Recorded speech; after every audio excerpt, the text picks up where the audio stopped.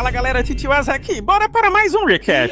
A história já começa mostrando o nível absurdo de frieza do Gero em mais um trabalho. Ele se infiltra no meio de um grupo perigoso, como se fosse só mais um funcionário, enquanto o verdadeiro alvo da missão está ali, cercado de luxo e pessoas que claramente não têm o menor respeito por ninguém. O ambiente inteiro deixa isso claro, tudo é controlado, cheio de protocolos, inclusive na hora de beber. Antes do líder encostar no copo, existe alguém responsável por testar a bebida para garantir que está segura. Um sistema que na teoria torna impossível qualquer tentativa de envenenamento. Só que o que ninguém ali imagina é que o plano já estava em andamento muito antes daquele momento. Com total naturalidade, Gero serve a bebida como se não fosse nada demais. O teste é feito, tudo parece normal. Sinal verde. O líder então bebe sem preocupação. E é aí que tudo vira. Em questão de segundos, o corpo dele começa a falhar. O clima muda completamente. O que era um momento de comemoração vira tensão instantânea. Os outros entram em alerta, tentando entender o que deu errado, mas já não há mais o que fazer. E o mais impressionante, ninguém percebe como aquilo foi possível, porque o truque do Gero não foi direto. Foi paciência. Ele passou meses preparando tudo, alterando aos poucos o organismo da pessoa responsável pelo teste até que ela se tornasse resistente ao veneno. Ou seja, quando chegou o momento decisivo, o teste simplesmente não servia mais para nada. Um plano absurdo de meticuloso e impossível de detectar. Missão concluída sem deixar rastros. Mas quando ele volta para casa, o contraste é bizarro. O mesmo cara que acabou de derrubar um alvo de alto nível, agora está simplesmente relaxando, tentando levar uma vida comum. Até que a Kari, sua irmã, entra na conversa. Ela já chega questionando exatamente isso. Como ele conseguiu passar por um sistema tão rígido? E Gero explica tudo com a maior calma do mundo, como se fosse algo completamente normal. Meses de preparação, cálculo preciso, zero espaço para erro. A Kari até reconhece o esforço, mas logo muda completamente o rumo da conversa.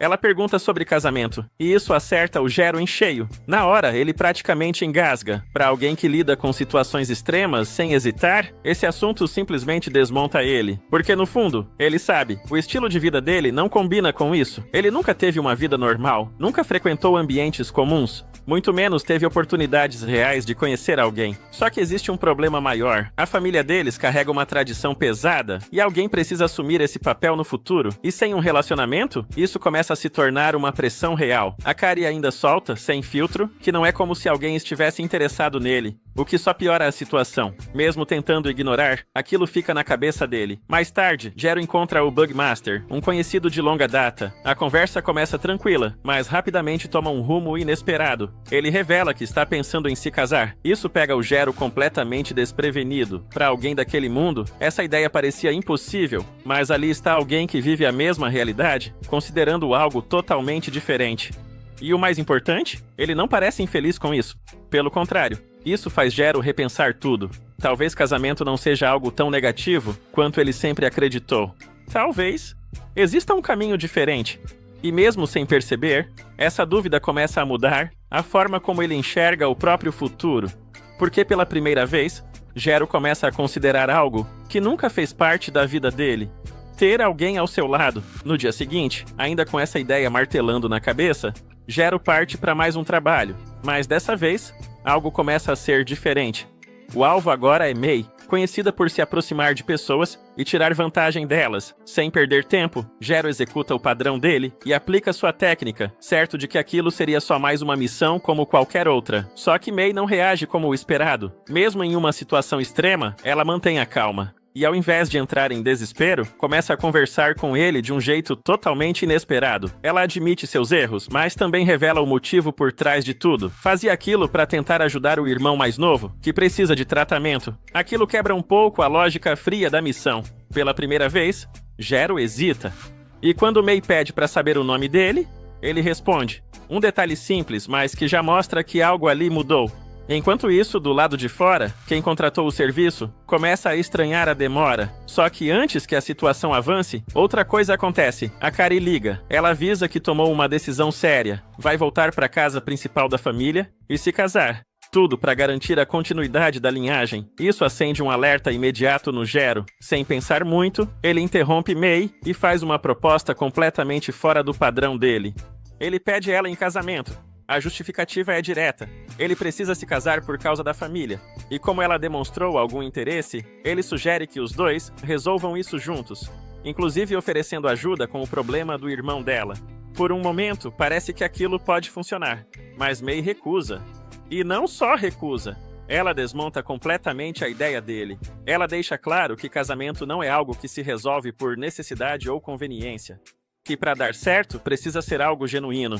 E que alguém como ele, que vive sem se abrir de verdade, nunca vai conseguir construir algo assim. Essas palavras atingem em cheio. Pela primeira vez, Jero abaixa a guarda de verdade e fala o que sente. Ele admite que queria uma vida tranquila, alguém ao lado, mas simplesmente nunca teve chance de viver algo normal. May escuta tudo e responde de forma simples. Não é impossível, ele só precisa começar a conhecer pessoas. Mas logo depois, ela aceita o próprio destino e pede para ele terminar o trabalho. Só que Jero decide fazer o oposto. Pessoal, já imaginou ter todos os streamings juntos em um só lugar? Então eu lhes apresento o Tá na Tela. Aqui você encontra literalmente todos os serviços de streamings em um só lugar. E com um preço completamente acessível, aqui você pode assistir séries, filmes e tudo que estiver em lançamento. Não só isso, tem esportes, canais abertos e muito mais. E claro, o nosso animezinho que não pode faltar. Então venha conhecer o Tá na Tela, testado e garantido pelo Titiwasa aqui. E com um atendimento particular, então chamem eles no link do comentário fixado e tenha a melhor experiência da sua vida. Quando o contratante aparece pressionando para finalizar tudo, Jero se recusa. Ele deixa claro que não vai seguir com aquilo, porque agora precisa da May. A situação sai do controle na hora. O grupo tenta reagir, mas Jero ativa uma de suas técnicas e vira completamente o jogo. Em poucos instantes, todos são neutralizados, sem chance de reação. E com isso, ele toma uma decisão definitiva. Vai ajudar May. E em troca, quer que ela ajude ele a encontrar alguém para se casar. Surpreendida, ela aceita. Mas logo depois, vem mais uma reviravolta. Quando eles saem dali, Jero descobre que May, na verdade, é um homem que usa diferentes identidades dependendo da situação. O choque é imediato. ECO que, mesmo assim, o plano continua. Eles seguem juntos e começam a colocar a ideia em prática. May assume o papel de guia e leva Jero para um evento de encontros. Só que ali, Jero percebe rapidamente que não tem a menor experiência com aquilo. Ele tenta impressionar falando de dinheiro. Falha. Tenta agir de forma mais leve. Falha de novo.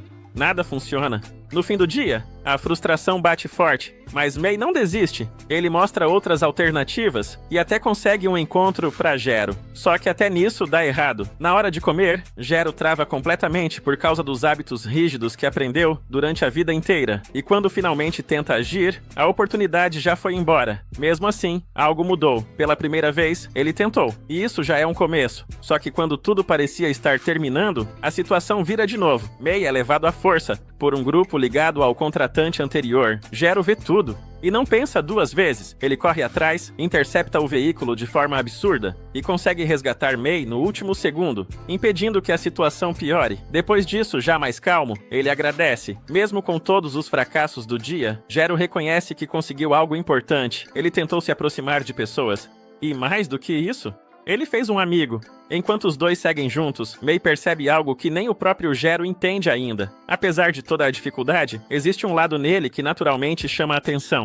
E talvez seja justamente isso que vai mudar tudo daqui pra frente. No dia seguinte aos acontecimentos no navio, May leva Jero até a galeria de arte oceânica do cruzeiro. Só que o cara não entende absolutamente nada do motivo dela ter escolhido aquele lugar para ajudá-lo a encontrar seu charme. Mesmo confuso, ele decide apenas confiar nela e seguir o plano. Quando os dois finalmente se encontram na entrada da galeria, Jero fica completamente sem reação ao ver May arrumada daquele jeito. Pela primeira vez, ele realmente percebe o quanto ela é bonita, e isso já deixa o clima estranho pra ele logo de cara. Assim que entram no lugar, Jero também se impressiona com o visual elegante da galeria, mas continua sem entender o verdadeiro objetivo daquilo tudo. Então May finalmente revela o plano. Aquilo seria um treinamento de encontro. Ela fingiria ser sua parceira para ensinar como um primeiro encontro Gero deveria funcionar. Segundo Mei, mesmo que Gero conseguisse o contato de alguma garota, do jeito travado que ele age atualmente, qualquer encontro acabaria sendo um desastre. Por isso, ela decide ensinar tudo na prática. Enquanto caminham pela galeria, Mei começa até a dar notas pro comportamento dele, tirando pontos sempre que ele fala algo estranho ou age de maneira rígida demais. Só que depois de um tempo, algo inesperado acontece. Gero para diante de um antigo kit de doces artesanais, avaliado em dezenas de milhões de ienes. Aquilo desperta o interesse dele instantaneamente, e pela primeira vez no dia, ele começa a conversar de maneira totalmente natural. Sem perceber, Gero entra em um papo divertido com Mei sobre o item raro, mostrando uma personalidade muito mais leve e genuína. Mei fica surpresa com a mudança repentina, e até recompensa ele com pontos extras. Pela primeira vez, ela começa a acreditar que talvez exista esperança pro caso dele. Pouco depois, Mei chama a atenção de Gero para um homem sentado no chão da galeria, agindo de forma bastante estranha. A primeira impressão de Gero é que o sujeito poderia ser apenas alguém problemático, mas logo vários visitantes reconhecem o homem e se aproximam dele cheios de admiração. Então Mei revela que aquele era Shiratori, um pintor extremamente famoso e respeitado. Ela usa aquilo para explicar algo importante. As pessoas não são atraídas apenas por aparência ou comportamento perfeito. Muitas vezes, elas se conectam pelo talento único que alguém possui. Mesmo parecendo excêntrico para desconhecidos, Shiratori conquistou inúmeras pessoas graças à sua arte. E é exatamente isso que Mei tenta fazer Gero entender. Só que Gero não acredita ter nada especial assim. Então Mei relembra tudo que ele fez anteriormente, principalmente quando enfrentou vários homens perigosos sozinho para salvá-la. Para ela, aquilo também faz parte do charme dele. Depois dessa conversa, Mei chega a uma conclusão inesperada. Em vez de aplicativos de namoro ou encontros arranjados, ela acredita que Gero deveria conquistar alguém ajudando pessoas, salvando vítimas, protegendo gente importante e realizando trabalhos heróicos. A ideia deixa Gero completamente confuso. Afinal, ele é um mestre do veneno e passou a vida inteira trabalhando como assassino. Mesmo assim, Mei diz que não existe regra alguma impedindo ele de usar suas habilidades para ajudar os outros também. Mais tarde, naquela noite, a situação no cruzeiro muda completamente quando os seguranças descobrem que uma obra de arte extremamente valiosa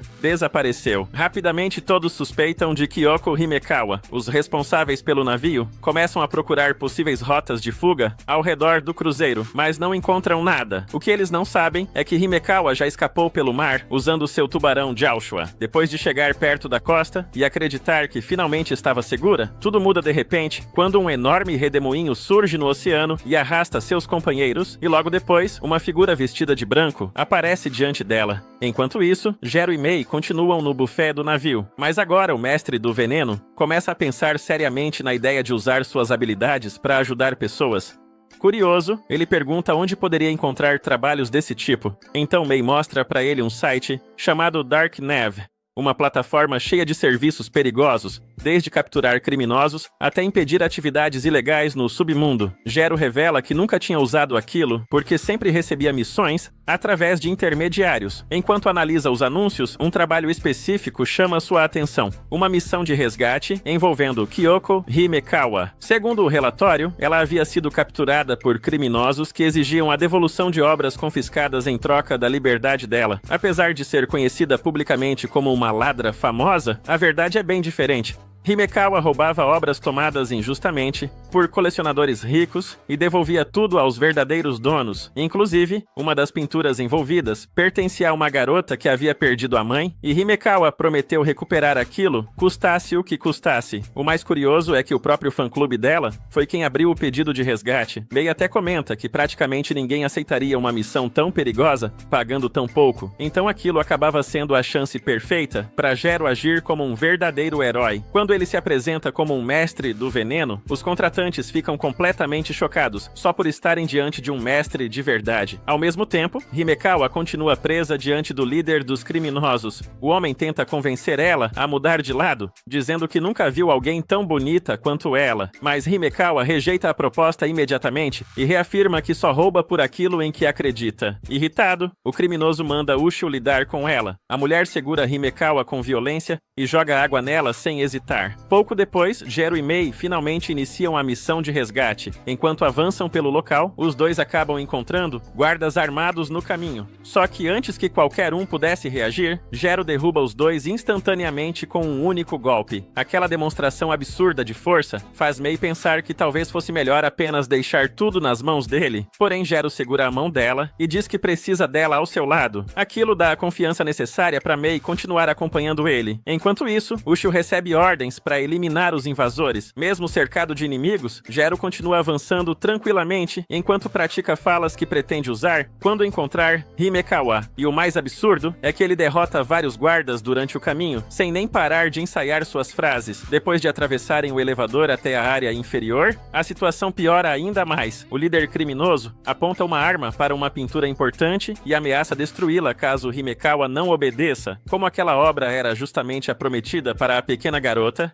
Himekawa acaba cedendo. Só que naquele instante, o criminoso começa a enxergar cenas aterrorizantes. Seus braços parecem ser destruídos, enquanto uma criatura estranha invade seu corpo em chamas. Porém, nada daquilo era real. Tudo não passava de uma alucinação causada pelo veneno de Gero. Logo depois, ele aparece calmamente diante de Himekawa e se apresenta como o mestre que veio salvá-la. Himekawa fica surpresa ao descobrir que um verdadeiro mestre apareceu pessoalmente para ajudá-la. Só que a reação seguinte dela desmonta completamente o clima quando admite que talvez não consiga pagar pela missão. Gero simplesmente trava, sem saber como responder. Nesse momento, Mei tenta libertar Himekawa das correntes, mas Ushio surge novamente e agarra a garota antes da fuga acontecer. Sem perder tempo, Gero injeta em si mesmo um poderoso veneno de fortalecimento físico e parte para cima dela imediatamente. Só que Ushio desaparece da frente dele num instante e reaparece em outro ponto do salão. Percebendo o perigo, Gero joga Himekawa na direção de Mei para mantê-la protegida, enquanto enfrenta Ushio sozinho.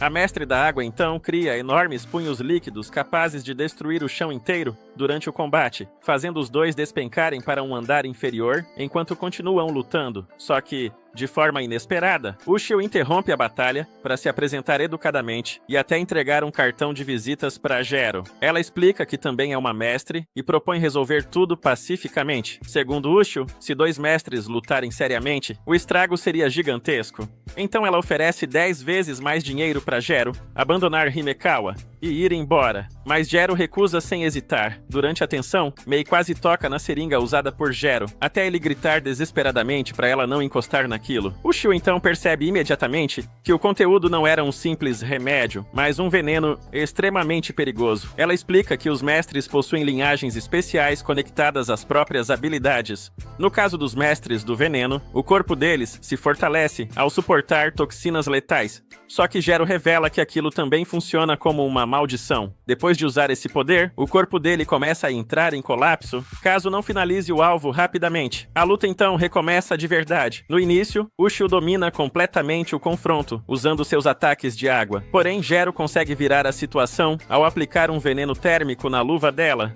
causando uma explosão inesperada. Aproveitando a abertura, ele acerta vários golpes seguidos exatamente no mesmo ponto, com uma precisão absurda, deixando Ushio completamente chocada. Mesmo arriscando a própria vida, Gero declara que está fazendo aquilo por Himekawa. Apesar de ainda serem estranhos, ele sente que ela pode se tornar alguém muito importante para ele no futuro.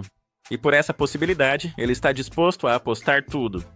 A luta entre Hikaru e Shizuko fica ainda mais intensa quando a assassina ativa uma técnica absurda, usando jatos de água comprimida. Os ataques começam a destruir tudo ao redor em uma velocidade assustadora, obrigando Hikaru a desviar por centímetros enquanto tenta proteger Kyoko. Mesmo mantendo a calma, ele percebe que a situação está saindo do controle quando Mei acaba sendo atingida durante o confronto. Ainda ferida, Mei manda Kyoko fugir imediatamente, dizendo que a prioridade é tirá-la dali em segurança. Só que Kyoko se recusa a abandonar os dois. Diferente da imagem de garota rica e indefesa que muitos têm dela, ela deixa claro que não pretende ficar esperando alguém resolver tudo sozinho. Nesse momento, ela percebe uma seringa caída próxima da batalha e começa a pensar em uma forma de ajudar. Enquanto isso, Hikaru começa a ficar encurralado. Seus venenos e agulhas praticamente acabaram, e enfrentar Shizuko sem isso o coloca em enorme desvantagem. Os ataques constantes da usuária de água impedem até que ele consiga se aproximar dela corretamente. Em meio à pressão, Hikaru relembra parte do treinamento brutal que recebeu do clã Gero Gero quando ainda era criança. Ele foi ensinado que o segredo da linhagem venenosa jamais poderia ser revelado e que qualquer pessoa que descobrisse a verdade deveria ser eliminada sem hesitação. Mas Hikaru interrompe os pensamentos ao perceber Kyoko surgindo bem no meio da batalha. Ela aparece segurando a seringa e entrega o item para ele, insistindo que quer ajudar de verdade. Hikaru tenta fazê-la recuar mais uma vez, porém Kyoko rebate imediatamente, dizendo que não quer ser tratada como uma princesa incapaz de lutar por conta própria. Shizuko então usa seus tentáculos de água para agarrar Kyoko e zombar da atitude dela. Só que naquele instante, Hikaru finalmente se levanta, segurando a seringa nas mãos.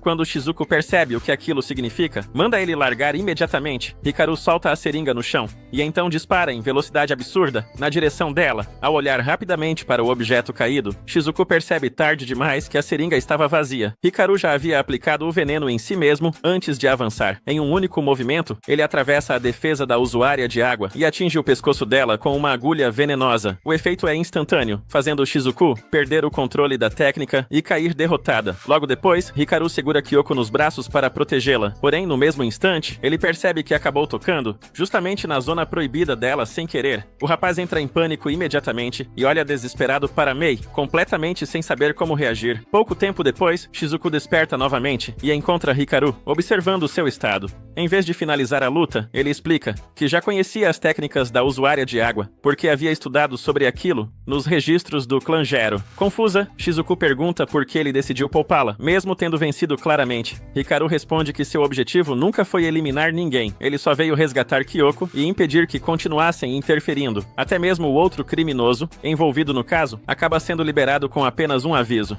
Shizuko chama Hikaru de mole por não acabar com os inimigos, mas ele deixa claro que continua extremamente perigoso quando ameaçado, mencionando um veneno capaz de causar sofrimento indescritível em quem cruzar seu caminho. Depois disso, Mei pergunta se Kyoko está satisfeita com o resultado. A garota responde de forma descontraída, dizendo que pretende evitar ser capturada novamente daqui pra frente. Em seguida, ela oferece uma carona para Hikaru e Mei. Os dois quase entram em choque quando descobrem que precisarão voltar, montados no enorme tubarão de estimação de Kyoko, o Chisuke. Algum tempo depois, Kyoko visita a Iya para devolver o quadro de sua mãe que havia sido recuperado durante a missão. Tanto a Iya quanto o pai dela ficam extremamente felizes e aliviados ao receber a pintura de volta. Ao mesmo tempo, o fã-clube secreto da Kyoko acompanha tudo pelas câmeras e acaba ficando emocionado com a cena. Enquanto todos comemoram, Hikaru permanece isolado em um canto, sem saber como agir. Kyoko então o chama até eles porque a Iya quer agradecê-lo pessoalmente. Quando a garota começa a agradecer tudo o que ele fez, Hikaru acaba ficando emocionado. Kyoko também agradece por ele ter salvado sua vida, e admite que, quando ouviu falar sobre um mestre dos venenos do clã Gero, imaginou alguém frio e cruel. Mas agora ela percebe que Hikaru é completamente diferente disso, deixando o rapaz visivelmente envergonhado.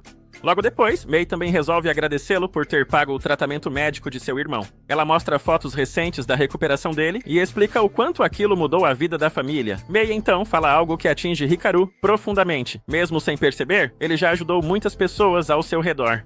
Pela primeira vez, Hikaru começa a entender que talvez não seja apenas alguém criado para machucar os outros. A situação mexe tanto com ele que Hikaru tenta se esconder no banheiro para colocar os sentimentos em ordem. Só que antes disso acontecer, o fã-clube da Kyoko chama o rapaz novamente para discutir o pagamento do serviço. Kyoko então admite que não possui dinheiro suficiente para recompensá-lo e diz que está disposta a oferecer qualquer outra coisa em troca. A frase deixa Hikaru completamente travado de vergonha, enquanto Mei imediatamente muda de assunto e sugere que os três saiam juntos para comemorar. Mais tarde, naquela noite, Hikaru e Kyoko acabam ficando sozinhos, esperando Mei chegar ao encontro. O problema é que Mei fez tudo de propósito. Ela decide desaparecer para deixar os dois juntos e descobrir se existe algum clima entre eles. Pouco depois, Hikaru recebe uma mensagem dizendo que Mei não poderá aparecer, fazendo ele quase entrar em colapso ao perceber que passará a noite inteira sozinho com Kyoko. A garota então leva Hikaru para uma convenção temática de tubarões. Mesmo totalmente desconfortável naquele ambiente estranho, ele percebe que Kyoko está se divertindo de verdade. Depois disso, os dois vão jantar juntos, enquanto Mei continua espionando tudo de longe. Antes do encontro, Mei havia ensinado Hikaru a elogiar a roupa de uma garota para quebrar o clima. Só que, ao tentar puxar assunto, ele simplesmente comenta que o colar de Kyoko parece uma lembrança antiga. O comentário cria um silêncio absurdo na mesa, deixando até Mei sem reação enquanto observa a cena de longe. Hikaru continua tentando iniciar conversas, mas cada tentativa fica fica mais desajeitada que a anterior. Vendo o desastre acontecer, Mei resolve interferir. Ela conecta o celular em um monitor próximo e começa a mandar sinais para ajudar Hikaru a conversar normalmente. O gerente do restaurante percebe tudo, mas Mei praticamente força o homem a ficar quieto e deixar o plano continuar. Durante o jantar, Kyoko nota que Hikaru mal tocou na comida. Ele então explica que, por causa do treinamento rigoroso do clã Gero, nunca conseguiu confiar em refeições preparadas por outras pessoas. Desde pequeno, ele sempre cozinhou sozinho e comeu isolado de todos. Ao ouvir isso, Kyoko revela que entende muito bem a sensação de solidão. Ela conta que cresceu em um orfanato, sem amigos e sem família. Um homem extremamente rico acabou adotando ela pouco antes de morrer. Não por carinho, mas porque precisava de alguém para herdar sua fortuna. Foi assim que ela recebeu o sobrenome Himekawa e toda a riqueza da família. Porém, ao investigar a mansão do homem, Kyoko descobriu diversas obras de arte obtidas ilegalmente. Em vez de ignorar aquilo, ela decidiu devolver tudo aos verdadeiros donos. Essa decisão praticamente destruiu sua fortuna, obrigando ela a trabalhar vários dias por semana apenas para sobreviver. As palavras dela fazem Hikaru lembrar do quanto foi bom ouvir pessoas agradecendo mais cedo. Então ele finalmente olha para Kyoko com sinceridade e diz que ela é incrível por ter feito tudo isso. A garota fica emocionada, porque nunca ninguém havia reconhecido suas atitudes daquela maneira. O clima entre os dois muda completamente. Mei então começa a fazer sinais desesperados para Hikaru pedir Kyoko em namoro. O rapaz reúne coragem, mas acaba pedindo algo totalmente diferente. Ele pergunta se os dois podem começar sendo amigos. Kyoko e Mei ficam completamente surpresas. Hikaru admite que realmente pensou em convidá-la para sair, mas sente que ela ainda não conhece o lado sombrio dele. Ele explica que quer mostrar quem realmente é antes de tentar construir algo maior. Se Kyoko conseguir aceitá-lo mesmo depois disso, então ele pretende pedir ela em namoro da forma certa. Kyoko entende perfeitamente o que ele quer dizer e aceita começar pela amizade. Mesmo assim, ela avisa que conquistar seu coração não será tão fácil assim. Depois disso, os dois trocam contatos e Hikaru acompanha ela até o carro. Antes de ir embora, Kyoko comenta que espera provar uma comida feita por ele no próximo encontro. Só que, logo depois disso, Mei aparece de repente trazendo uma nova missão. Hikaru agora deverá trabalhar como guarda-costas da filha de um C. E o poderoso. O rapaz entra em pânico imediatamente, achando que aceitar outro trabalho com uma garota seria praticamente uma traição contra Kyoko. Mei começa a rir e explica que isso não conta, porque os dois ainda são apenas amigos. Além disso, ela diz que conhecer pessoas diferentes pode ajudar Hikaru a entender melhor relacionamentos. Depois de pensar um pouco, Hikaru acaba aceitando o novo trabalho. Mesmo sabendo que sua missão era proteger Shiori a qualquer custo, Gero não conseguia esconder o nervosismo. Afinal, aquela era a primeira vez que ele participava de uma festa universitária. Para sua surpresa, Shiori parecia estar tão desconfortável quanto ele. A garota tinha dificuldade para puxar assunto, interagir com os outros estudantes e se enturmar, o que fazia muita gente ao redor enxergá-la como alguém estranha. Enquanto isso, a história volta um pouco no tempo para mostrar como tudo começou. Mitsuhiko apresenta Gero a Shiori e explica que deseja contratá-lo como seu guarda-costas. Como Shiori estava prestes a iniciar sua vida universitária, ele acreditava que a melhor estratégia seria manter a proteção em segredo, sem chamar atenção. Em seguida, Mitsuhiko revela a complicada situação da família. O pai de Shiori havia construído um enorme império empresarial com muito esforço ao longo da vida. Porém, após falecer por causa de uma doença, deixou um testamento determinando que Shiori herdaria a empresa quando atingisse a idade apropriada. Essa decisão acabou gerando um grande conflito familiar. Futai, irmã mais velha de Mitsuhiko, não aceitava a ideia de ver a sobrinha assumindo o controle da companhia e estava fazendo de tudo para tomar a herança para si. Além disso, rumores preocupantes indicavam que ela poderia ter contratado alguém especializado em técnicas incomuns para eliminar Shiori. Por causa dessa ameaça, Mitsuhiko decidiu não correr nenhum risco e escolheu justamente Gero, o membro mais talentoso do clã do veneno, para protegê-la. Pouco depois, Mei aparece trazendo uma identidade estudantil falsa. A partir daquele momento, Gero passaria a viver como um universitário comum, infiltrado no campus. Ele aceita a missão sem reclamar, encarando tudo com tranquilidade. Logo depois, Shiori revela um sonho simples que sempre quis realizar: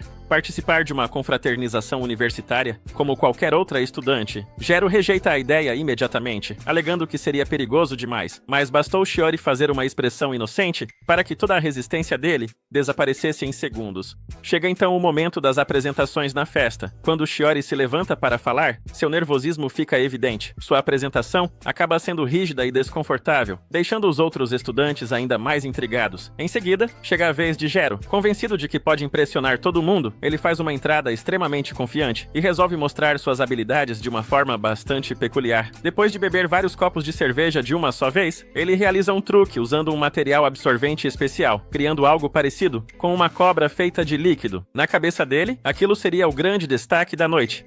Na prática, o resultado é um desastre. Os estudantes ficam completamente chocados e desconfortáveis com a demonstração. Observando tudo à distância, May já esperava exatamente esse resultado. Tentando mudar de assunto, os alunos percebem que ainda falta uma pessoa se apresentar. Um rapaz loiro que estava sentado em silêncio, finalmente se levanta. Ele se apresenta apenas como Naruko e não demonstra interesse em falar mais nada. Quando perguntam sobre seu curso e seu ano na faculdade, ele responde calmamente que isso não tem importância. Para ele, o único relevante era o fato de todos terem se encontrado naquele momento. A resposta simples e misteriosa causa um efeito imediato. As garotas da festa ficam fascinadas e rapidamente começam a cercá-lo, tentando chamar sua atenção. Ao ver aquela cena, Jero percebe que ainda tem muito a aprender quando o assunto é causar uma boa impressão. Depois que a festa termina, Jero e Shiori voltam para casa carregando a sensação de que nada saiu exatamente como planejado. Curioso, Jero pergunta por que ela insistiu tanto em participar daquele evento. Ele imaginava que fosse por causa da futura responsabilidade de administrar a empresa,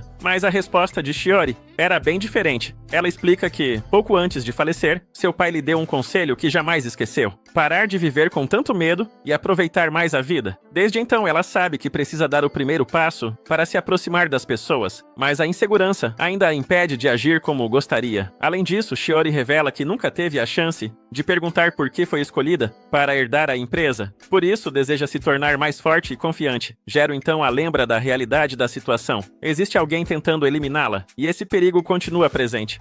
Mesmo assim, ele afirma que ela pode seguir seus sonhos sem se preocupar, porque continuará protegendo-a independentemente do que aconteça. As palavras deixam Shiori visivelmente emocionada, mas alguém observa tudo de longe. Naruko acompanha a conversa e envia um relatório para Futai, revelando finalmente sua verdadeira identidade. Ele é o assassino contratado para eliminar Shiori.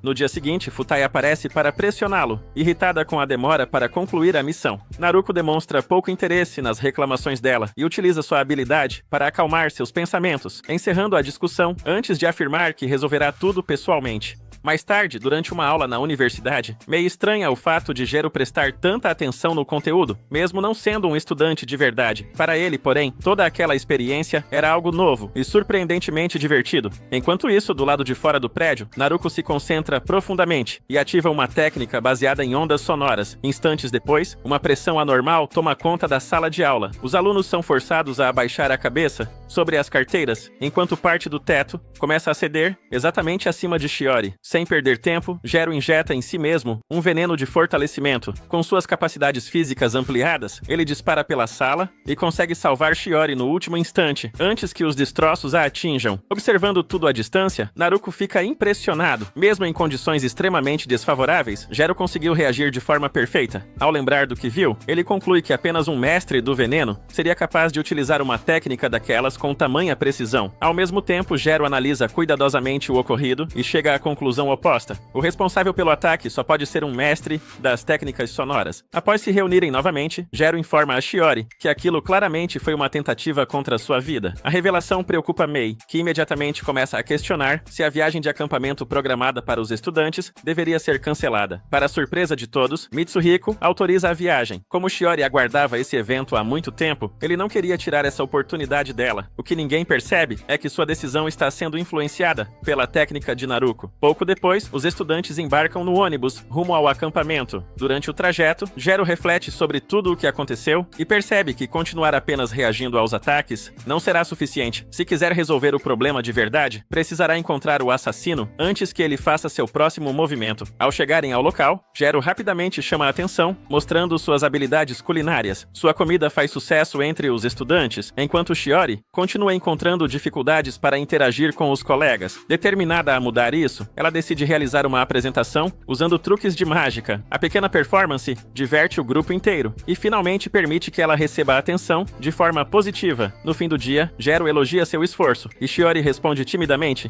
que aprendeu aqueles truques observando situações situações do mundo dos negócios de seu pai. Logo depois, um dos estudantes resolve contar uma história assustadora sobre uma antiga vila que existia naquela região. Segundo a lenda, os moradores realizavam oferendas para uma divindade local e, em tempos difíceis, faziam sacrifícios para tentar garantir boas colheitas. Após o abandono dessas práticas, diversos desastres teriam atingido a vila até que ela desaparecesse completamente.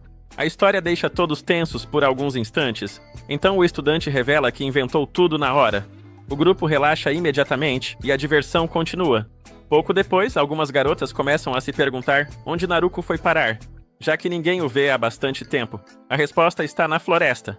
Longe do acampamento, Naruko avança silenciosamente entre as árvores, enquanto prepara várias armadilhas destinadas exclusivamente a Shiori. Pela confiança estampada em seu rosto, fica claro que ele acredita estar prestes a dar o golpe decisivo. Depois de escapar de mais uma situação perigosa, o grupo decide aproveitar o restante da excursão visitando um antigo santuário, conhecido por suas histórias assustadoras. Para deixar a experiência ainda mais divertida, eles montam um ponto para tirar fotos ao longo do caminho e guardar lembranças do passeio. Quando chegam ao local, todos se dividem em grupos menores. Jero acaba ficando ao lado de Shiori, e enquanto caminham pela trilha, ele se lembra de um conselho que Mei havia dado mais cedo. Segundo ela, passar por momentos assustadores juntos poderia aproximar duas pessoas, já que a adrenalina poderia ser confundida com sentimentos românticos. Mesmo entendendo a teoria, Jero achava estranho o entusiasmo dela ao explicar aquilo. Durante a caminhada, Shiori começa a se desculpar por ter participado da viagem. Ela acredita que, se tivesse ficado em casa, Jero não precisaria estar enfrentando tantos problemas para protegê-la, mas ele a tranquiliza imediatamente, explicando que aquele ambiente até limitava algumas ameaças e que, de certa forma, era mais seguro do que parecia. Então, Jero faz um pedido inesperado. Ele diz que ela deveria aproveitar o passeio ao máximo. Momentos assim não acontecem sempre, e seria uma pena deixar o medo estragar tudo, mesmo diante da situação complicada em que estavam. As palavras dele tocam profundamente Shiori. Querendo guardar aquele momento, ela pega um bastão de selfie e tira uma foto com Jero. Porém, ao olhar a imagem, seu sorriso desaparece. O rosto dele aparece distorcido de forma assustadora, como se fosse uma entidade estranha. Confusa, Shiori olha ao redor e percebe que Jero desapareceu sem deixar rastros. O pânico toma conta dela. Desesperada, começa a procurá-lo pela floresta, até avistá-lo próximo a um tronco. Mas quando ele se vira, algo terrível acontece. Sua aparência começa a mudar diante dos olhos dela, transformando-se em uma figura sombria e perturbadora. A criatura avança em sua direção, obrigando Shiori a fugir. Depois de correr por algum tempo, ela consegue se esconder dentro de uma construção abandonada. No entanto, a sensação de alívio dura pouco. A entidade surge novamente bem à sua frente, bloqueando completamente sua saída. Enquanto ela recua aterrorizada, uma luz ilumina o rosto da figura. Para sua completa surpresa, quem aparece diante dela é seu próprio pai. Shiori fica sem reação. Ela sabe que aquilo não deveria ser possível. Seu pai já não está mais vivo. Então, como poderia estar sentado ali diante dela? Suas pernas cedem e ela cai no chão.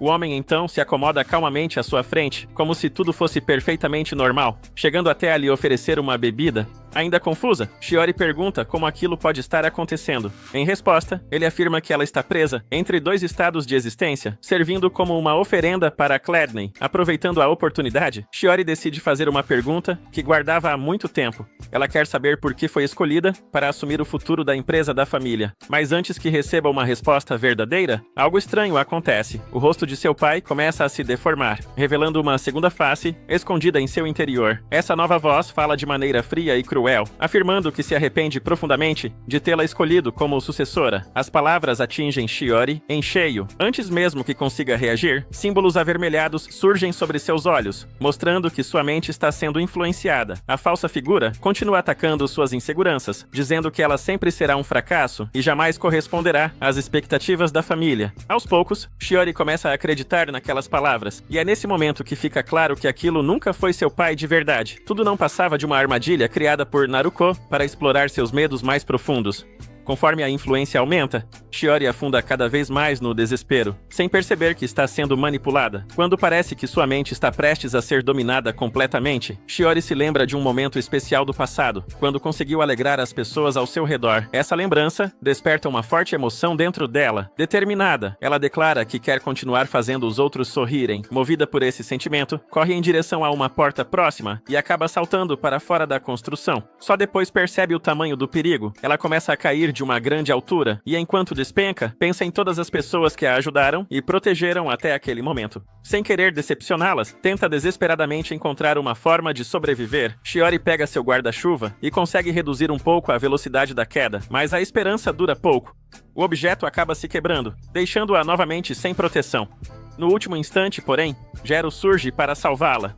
Usando rapidamente um material especial para amortecer o impacto, ele consegue alcançá-la e realizar um pouso seguro. Aliviada, Shiori não consegue esconder a felicidade ao vê-lo ali. Enquanto isso, Jero finalmente entende o plano de Naruko. Como eliminar Shiori diretamente levantaria suspeitas. O objetivo era criar situações que parecessem acidentes ou decisões tomadas pela própria vítima. Pouco depois, Naruko aparece tranquilamente no local. Jero reconhece a inteligência da estratégia usada por ele e revela como tudo começou. No instante em que Shiori tirou a foto no ponto turístico, Naruko utilizou sua habilidade para desorientá-lo e separá-lo dela, facilitando toda a manipulação que veio em seguida. Percebendo que não podem enfrentá-lo ali, Jero decide recuar, mas Shiori está tão abalada que mal consegue ficar de pé. Sem alternativa, ela se apoia nele para continuar se movendo. Antes de partir, Jero usa um soro de aprimoramento para aumentar temporariamente suas capacidades e carrega Shiori pela floresta. Naruko, por outro lado, continua completamente relaxado. Sentado confortavelmente, ele passa a usar sua habilidade para interferir nos pensamentos dos dois à distância. Jero percebe o que está acontecendo e entrega protetores auriculares para Shiori. Ela, porém, surpreende ao tirar um par de fones com cancelamento de ruído e dividir com ele. Por alguns instantes parece funcionar, mas Naruko revela que esse era exatamente o erro que esperava. Segundo ele, quando o som continua se acumulando sem ser liberado, torna-se ainda mais perigoso. Logo depois, um ataque sonoro avança contra Jero. Ele consegue escapar por pouco, impressionando até mesmo o adversário. No entanto, Naruko nunca teve Jero como alvo principal. Os símbolos vermelhos reaparecem nos olhos de Shiori e ela volta a ser influenciada. Sem aviso, corre sozinha para dentro da floresta. Após algum tempo, uma nova ilusão surge diante dela. Dessa vez, a figura assume a aparência de Mitsuhiko. Com palavras frias, ele a faz acreditar que é apenas um peso para todos ao seu redor. Cada frase atinge diretamente suas inseguranças, mas antes que a situação piore ainda mais, Jero aparece e destrói a ilusão. Sabendo que Shiori não conseguiria resistir a tantas manipulações seguidas, ele utiliza uma substância para fazê-la dormir temporariamente e protegê-la dos ataques mentais. Observando tudo à distância, Naruko admite que alguém tão experiente quanto Jero seria capaz de superar suas ilusões. Jero então revela que compreendeu perfeitamente o funcionamento daquela técnica. Segundo ele, Naruko invade os pontos mais dolorosos da mente das pessoas e transforma seus traumas em armas. Mesmo reconhecendo que isso torna Shiori vulnerável, ele deixa claro que Naruko está cometendo um erro. Para Jero, Shiori é muito mais forte do que aparenta. Enquanto isso, Mei finalmente encontra os dois. Ao vê-los juntos, fica surpresa com a situação, mas rapidamente escuta as instruções de Jero. Ele pede que ela leve Shiori para um local seguro imediatamente.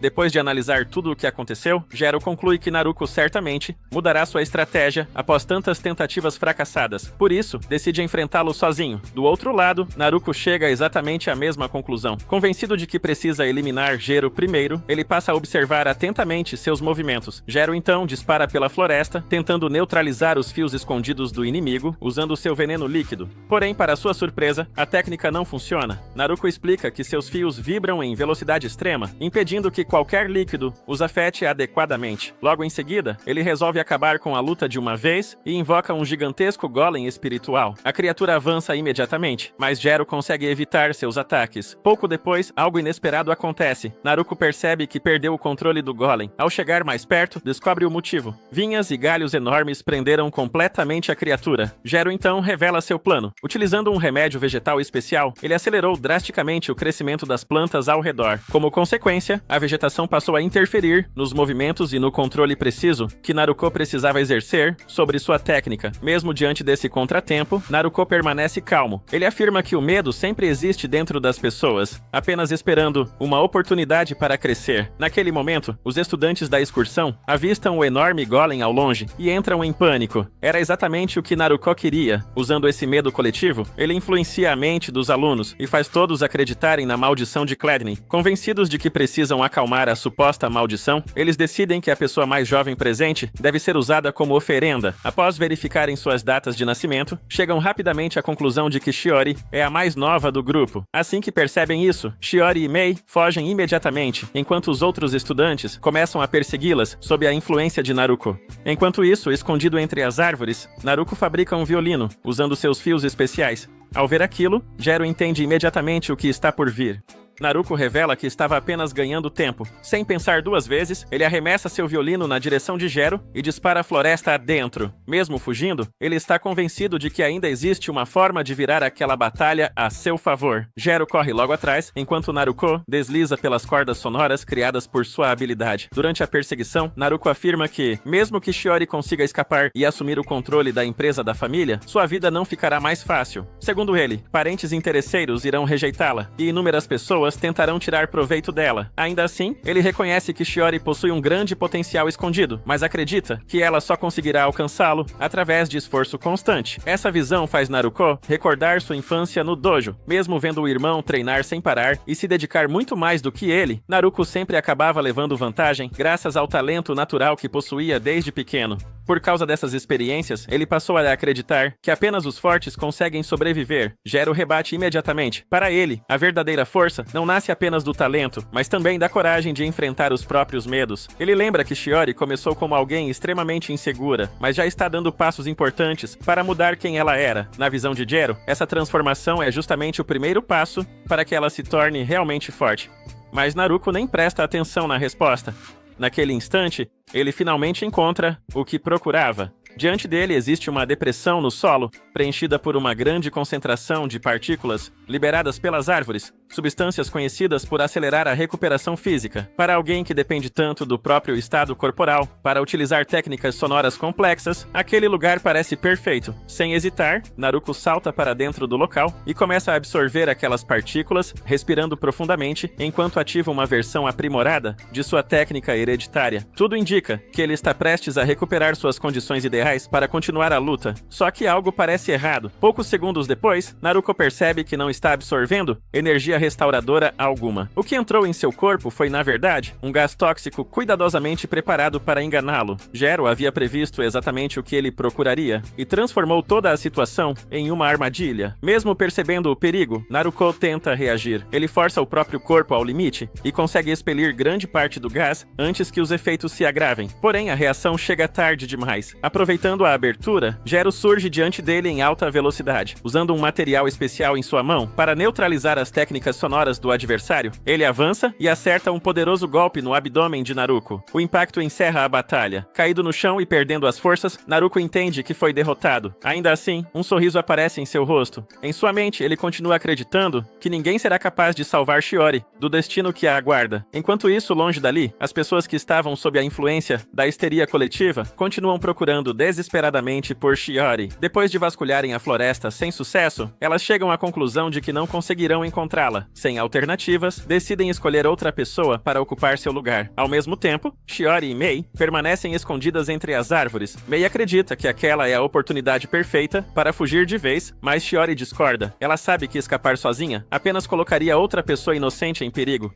Então, encarando Mei com determinação, Shiori revela que já pensou em uma solução. A cena retorna ao grupo que ainda está sob o efeito da histeria. Enquanto todos se preparam para seguir com o plano de escolher outra vítima, Shiori surge repentinamente diante deles, usando uma fantasia de bruxa que chama a atenção de todos. Com confiança, ela afirma possuir um poder especial capaz de derrotar Lord Chladni e acabar com todo aquele problema. Para convencer o grupo, começa a exibir truques com fogo, preparados previamente, ao lado de Mei. Por alguns instantes, as pessoas ficam impressionadas e até começam a acreditar em suas palavras. Mas a situação muda quando uma das garotas a acusa de estar mentindo apenas para salvar a própria pele. Rapidamente, outros passam a desconfiar dela também e exigem provas concretas. Cercada pela pressão, Shiori começa a ficar nervosa, mas logo percebe Mei observando tudo à distância. Apenas um olhar já é suficiente para lhe devolver a confiança. Seguindo o plano até o fim, Shiori continua atraindo toda a atenção para si. No momento exato, Mei sinaliza para Jero agir. Sem perder tempo, ele entra em cena e utiliza sua habilidade para destruir o pequeno golem que servia como foco da influência de Lord Chladni. Assim que o Golem desaparece, o feitiço que afetava o grupo é desfeito imediatamente. Confusos, todos recuperam a consciência. Aproveitando a oportunidade, Shiori anuncia que Lord Chladni foi derrotado e sugere que todos relaxem ao redor de uma fogueira. Enquanto isso, Naruko permanece caído, finalmente aceitando sua derrota. Porém, Zero corrige sua conclusão. Segundo ele, quem realmente venceu aquela batalha não foi ele, mas Shiori, que conseguiu superar parte de suas próprias fraquezas e dar um passo importante para frente. Naruko fica surpreso ao perceber que Zero simplesmente decide ir embora. Acostumado a acreditar que os derrotados não merecem uma segunda chance, ele não entende por que foi poupado. Antes de partir, Zero explica que eliminar pessoas nunca foi seu objetivo e sugere que Naruko pare de enxergar o mundo apenas através da obsessão pela força. Pouco depois, Zero reencontra Shiori e Mei. As duas demonstram enorme alívio ao vê-lo voltar em segurança. Na manhã seguinte, os demais estudantes acordam reclamando de fortes dores de cabeça e de sonhos estranhos envolvendo Lord Chladni e uma misteriosa bruxa capaz de controlar fogo. Sem querer explicar toda a confusão, Shiori apenas muda de assunto e anuncia que o café da manhã está quase pronto. A mudança nela é evidente. Comparada à garota insegura do início da história, Shiori agora conversa com muito mais naturalidade e confiança. Chega então a hora da despedida. Mitsuhiko aparece de forma extravagante para buscar o grupo e todos embarcam nos helicópteros que os levarão de volta. Durante a viagem, Shiori agradece Zero por tudo que ele fez. Em seguida, tenta acariciar sua cabeça como forma de demonstrar carinho e reconhecimento. A reação pega Zero completamente desprevenido, arrancando um momento constrangedor para ambos. Mei, por sua vez, registra tudo discretamente. Enquanto isso, Futai entra em pânico ao descobrir que Naruko fracassou. Convencida de que Shiori continua sendo um problema, ela contrata outra pessoa para lidar com a situação. Só que Zero aparece antes que qualquer coisa aconteça e resolve o problema rapidamente. Esperando ser alvo de uma vingança, Futai se surpreende quando Shiori faz exatamente o oposto. Em vez de confrontá-la, ela se curva educadamente e pede para aprender tudo sobre os negócios da família. Inicialmente relutante, Futai relembra o último desejo do pai de Shiori, que sempre acreditou no potencial da filha. Ao perceber a determinação sincera em seus olhos, ela finalmente concorda em treiná-la. Feliz com a resposta, Shiori se vira para procurar Zero e Mei, mas os dois já foram embora. Mais tarde, enquanto Zero carrega Mei pelas ruas, ela pergunta por que ele saiu sem sequer trocar contatos com Shiori. Zero responde que ela ainda tem um longo caminho pela frente e que não é o momento de pensar em algo mais sério. Pouco depois, porém, Shiori reaparece, pedalando uma bicicleta e impede que a despedida termine daquele jeito. Ela convida os dois para um último jantar, e eles aceitam. Durante o encontro, Mei acredita que finalmente verá algum progresso entre os dois. No começo, a conversa é bastante tímida, mas Zero consegue quebrar o clima ao apresentar um belo truque usando sua habilidade, fazendo flores descerem suavemente do céu. Para a surpresa dele, aquelas são justamente as flores favoritas de Shiori. Animada, ela decide mostrar um truque próprio em resposta. A partir daí, os dois passam a conversar de forma muito mais natural, criando uma conexão mais forte do que nunca. Conforme a noite avança, Mei acaba adormecendo, enquanto Zero e Shiori continuam conversando sem perceber o tempo passar. Em determinado momento, Shiori reúne coragem para expressar seus sentimentos, mas Mitsuhiko surge de repente para buscá-la. A oportunidade acaba interrompida, mas antes de partir, Shiori pede para adicionar Zero aos contatos. Depois que ele aceita, ela segue viagem extremamente feliz. Já Zero fica pensando se Shiori realmente está interessada nele ou se apenas está sendo amigável. Mei percebe exatamente o que está acontecendo e aconselha o parceiro a continuar fortalecendo a amizade entre eles antes de tirar qualquer conclusão. Com isso, os dois voltam a focar em sua próxima missão, encerrando mais uma etapa da jornada. Após comentar sobre sua próxima missão, Zero revela para Mei que não poderá participar porque foi convidado para o casamento de um velho amigo. O noivo é Toshiki, o mestre dos insetos, alguém com quem ele mantém uma amizade de longa data. Quando vê a foto do homem, Mei imediatamente se assusta com sua aparência e diz que prefere manter distância. Porém, antes que consiga escapar da situação, uma das borboletas de Toshiki pousa perto dela carregando um convite formal. Surpresa com o gesto inesperado, ela acaba aceitando acompanhá-lo. Zero então admite que possui outro problema. Ele não faz ideia do que vestir em um evento tão sofisticado. Por isso, pede ajuda para Mei escolher roupas adequadas. Ela concorda e ainda aproveita para lembrar que casamentos costumam reunir muitas pessoas, tornando aquele um ótimo lugar para conhecer possíveis candidatas. Alguns dias depois, os dois chegam ao local da cerimônia e ficam impressionados com o tamanho e o luxo da propriedade. Mas antes que possam admirar tudo com calma, um homem surge de repente e lança várias agulhas na direção de Zero. O ataque é tão repentino que ele cai imediatamente no chão, deixando Mei em choque. Por alguns instantes, ela acredita que algo muito grave aconteceu, mas logo Gero se levanta normalmente e apresenta o responsável pela recepção nada convencional, Tsunade, o mestre das agulhas. Pouco depois, os filhos de Tsunade correm até ele cheios de energia e começam a conversar animadamente sobre passeios e diversão. Ao observar a forma carinhosa como ele trata as crianças, Mei percebe que, apesar da personalidade excêntrica, ele é um pai extremamente dedicado. Tsunade então olha para Mei e deduz imediatamente que ela é a conselheira matrimonial de Gero. A precisão da observação a deixa completamente surpresa. Não demora para a cerimônia começar. Em meio à celebração, Toshiki faz uma entrada marcante, carregando Ana nos braços. Enquanto os convidados acompanham tudo atentamente, Gero observa a cena com certa dificuldade para acreditar que aquele velho conhecido realmente está se casando. A ocasião faz sua mente voltar ao passado. Anos antes, quando ainda era mais jovem, Gero encontrou Toshiki pela primeira vez após concluir um trabalho. Inicialmente, imaginou que o mestre dos insetos estivesse procurando uma luta.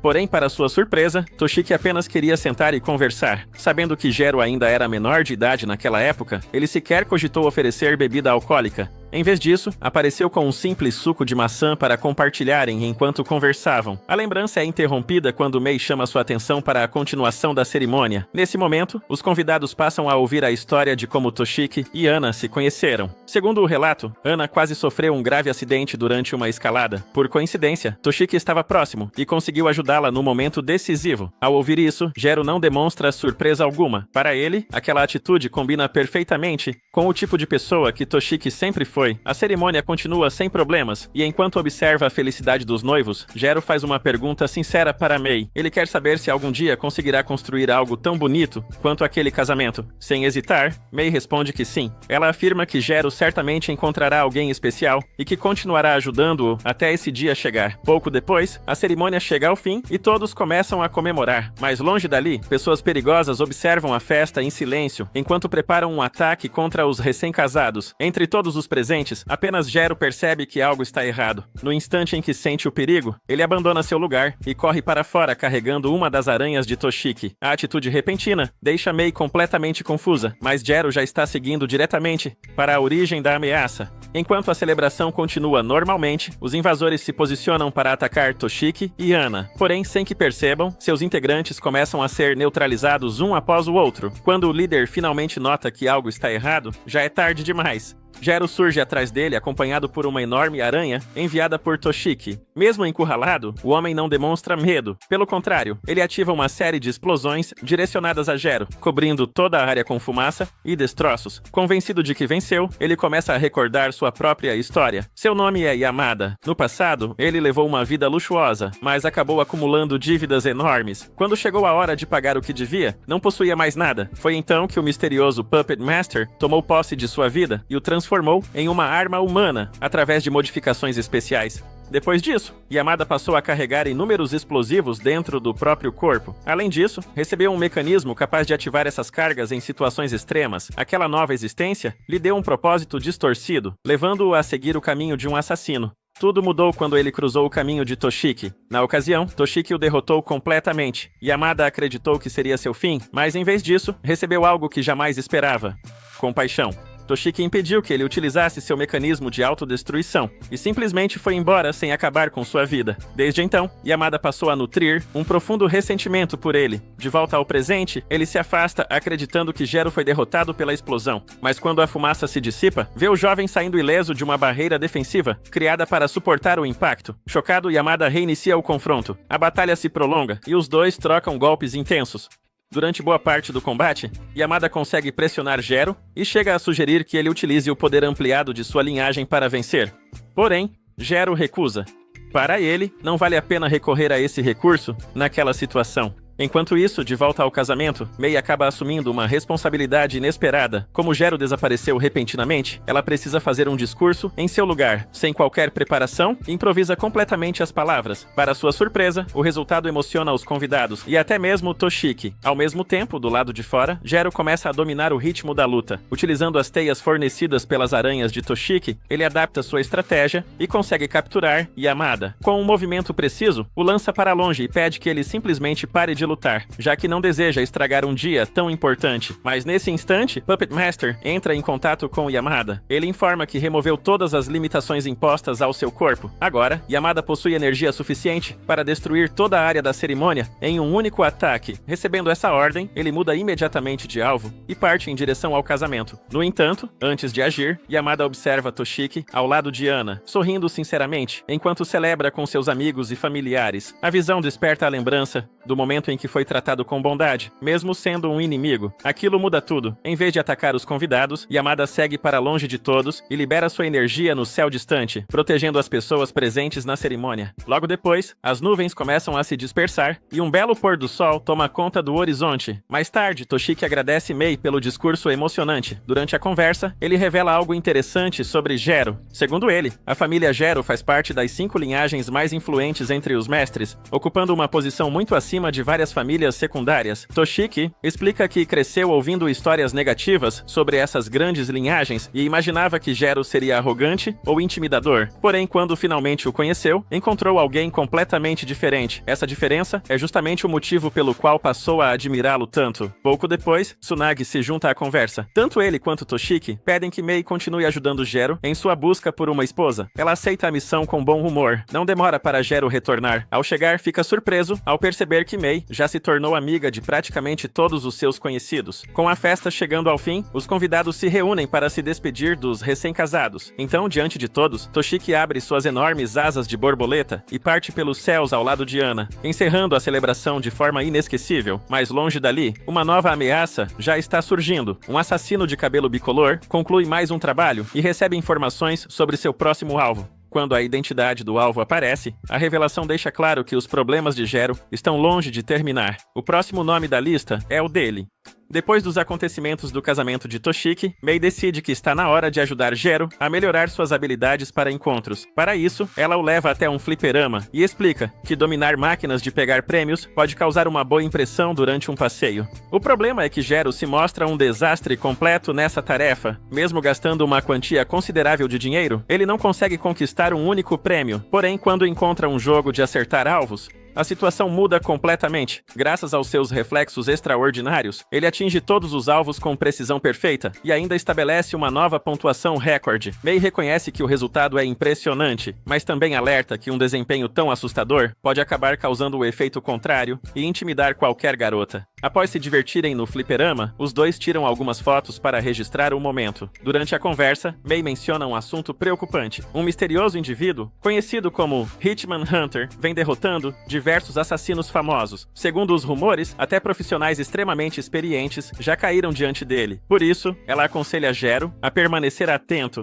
Enquanto se preparam para ir embora, uma garota de cabelo rosa se aproxima inesperadamente. Antes mesmo de explicar o motivo de sua aparição, ela pede para tirar algumas fotos ao lado deles. Depois disso, apresenta-se como Kimi. Kimi revela que estava procurando uma oportunidade para encontrar Gero pessoalmente porque deseja contratá-lo para um trabalho. Mei estranha a situação e lembra que ela poderia simplesmente utilizar os meios normais de contratação. Porém, Kimi responde de forma tão convencida que acaba irritando Mei imediatamente. Quando percebe que corre o risco de ser ignorada, Kimi resolve explicar toda a situação. Ela revela que também pertence ao mundo dos mestres e que está preocupada com os ataques do Hitman Hunter. Por isso, deseja contratar Gero como guarda-costas até que a ameaça seja resolvida. A proposta não convence Mei nem por um segundo. Para ela, alguém que pertence a uma família de mestres deveria ser capaz de se defender sozinho. Kimi então admite que combate nunca foi seu ponto forte. Antes que a conversa termine de vez, Gero sugere que escutem tudo com calma. O simples fato de ele defendê-la deixa Kimi completamente encantada. Logo em seguida, ela resolve mostrar qual é sua especialidade. Com um pequeno chamado, um hamster aparece ao seu lado. Assim, Kimi revela ser uma mestre dos hamsters, enquanto o pequeno companheiro se chama Sirius. Ela então explica que não quer se envolver em conflitos, mas a associação da qual faz parte está determinada a perseguir o Hitman Hunter. O problema é que sua posição dentro da organização é extremamente baixa. Segundo ela, muitos dos outros membros sequer se importariam se algo acontecesse com ela. Kimi também conta que nunca participou das atividades violentas que tornaram vários mestres famosos. Por esse motivo, acaba sendo constantemente menosprezada pelos demais. No fim das contas, ela conclui que jamais conseguirá pagar a taxa normal cobrada por Gero e decide desistir da contratação. Mesmo assim, fica feliz por finalmente conhecer alguém que admira. Mas quando está prestes a ir embora, Jero a surpreende. Ele afirma que aceitará protegê-la por um valor muito menor do que costuma cobrar. Ao ouvir isso, Kimi fica tão emocionada que corre para abraçá-lo imediatamente. Pouco depois, ela leva Jero e Mei até a sede da associação a qual pertence. No entanto, assim que chegam ao local, os três percebem que algo terrível aconteceu.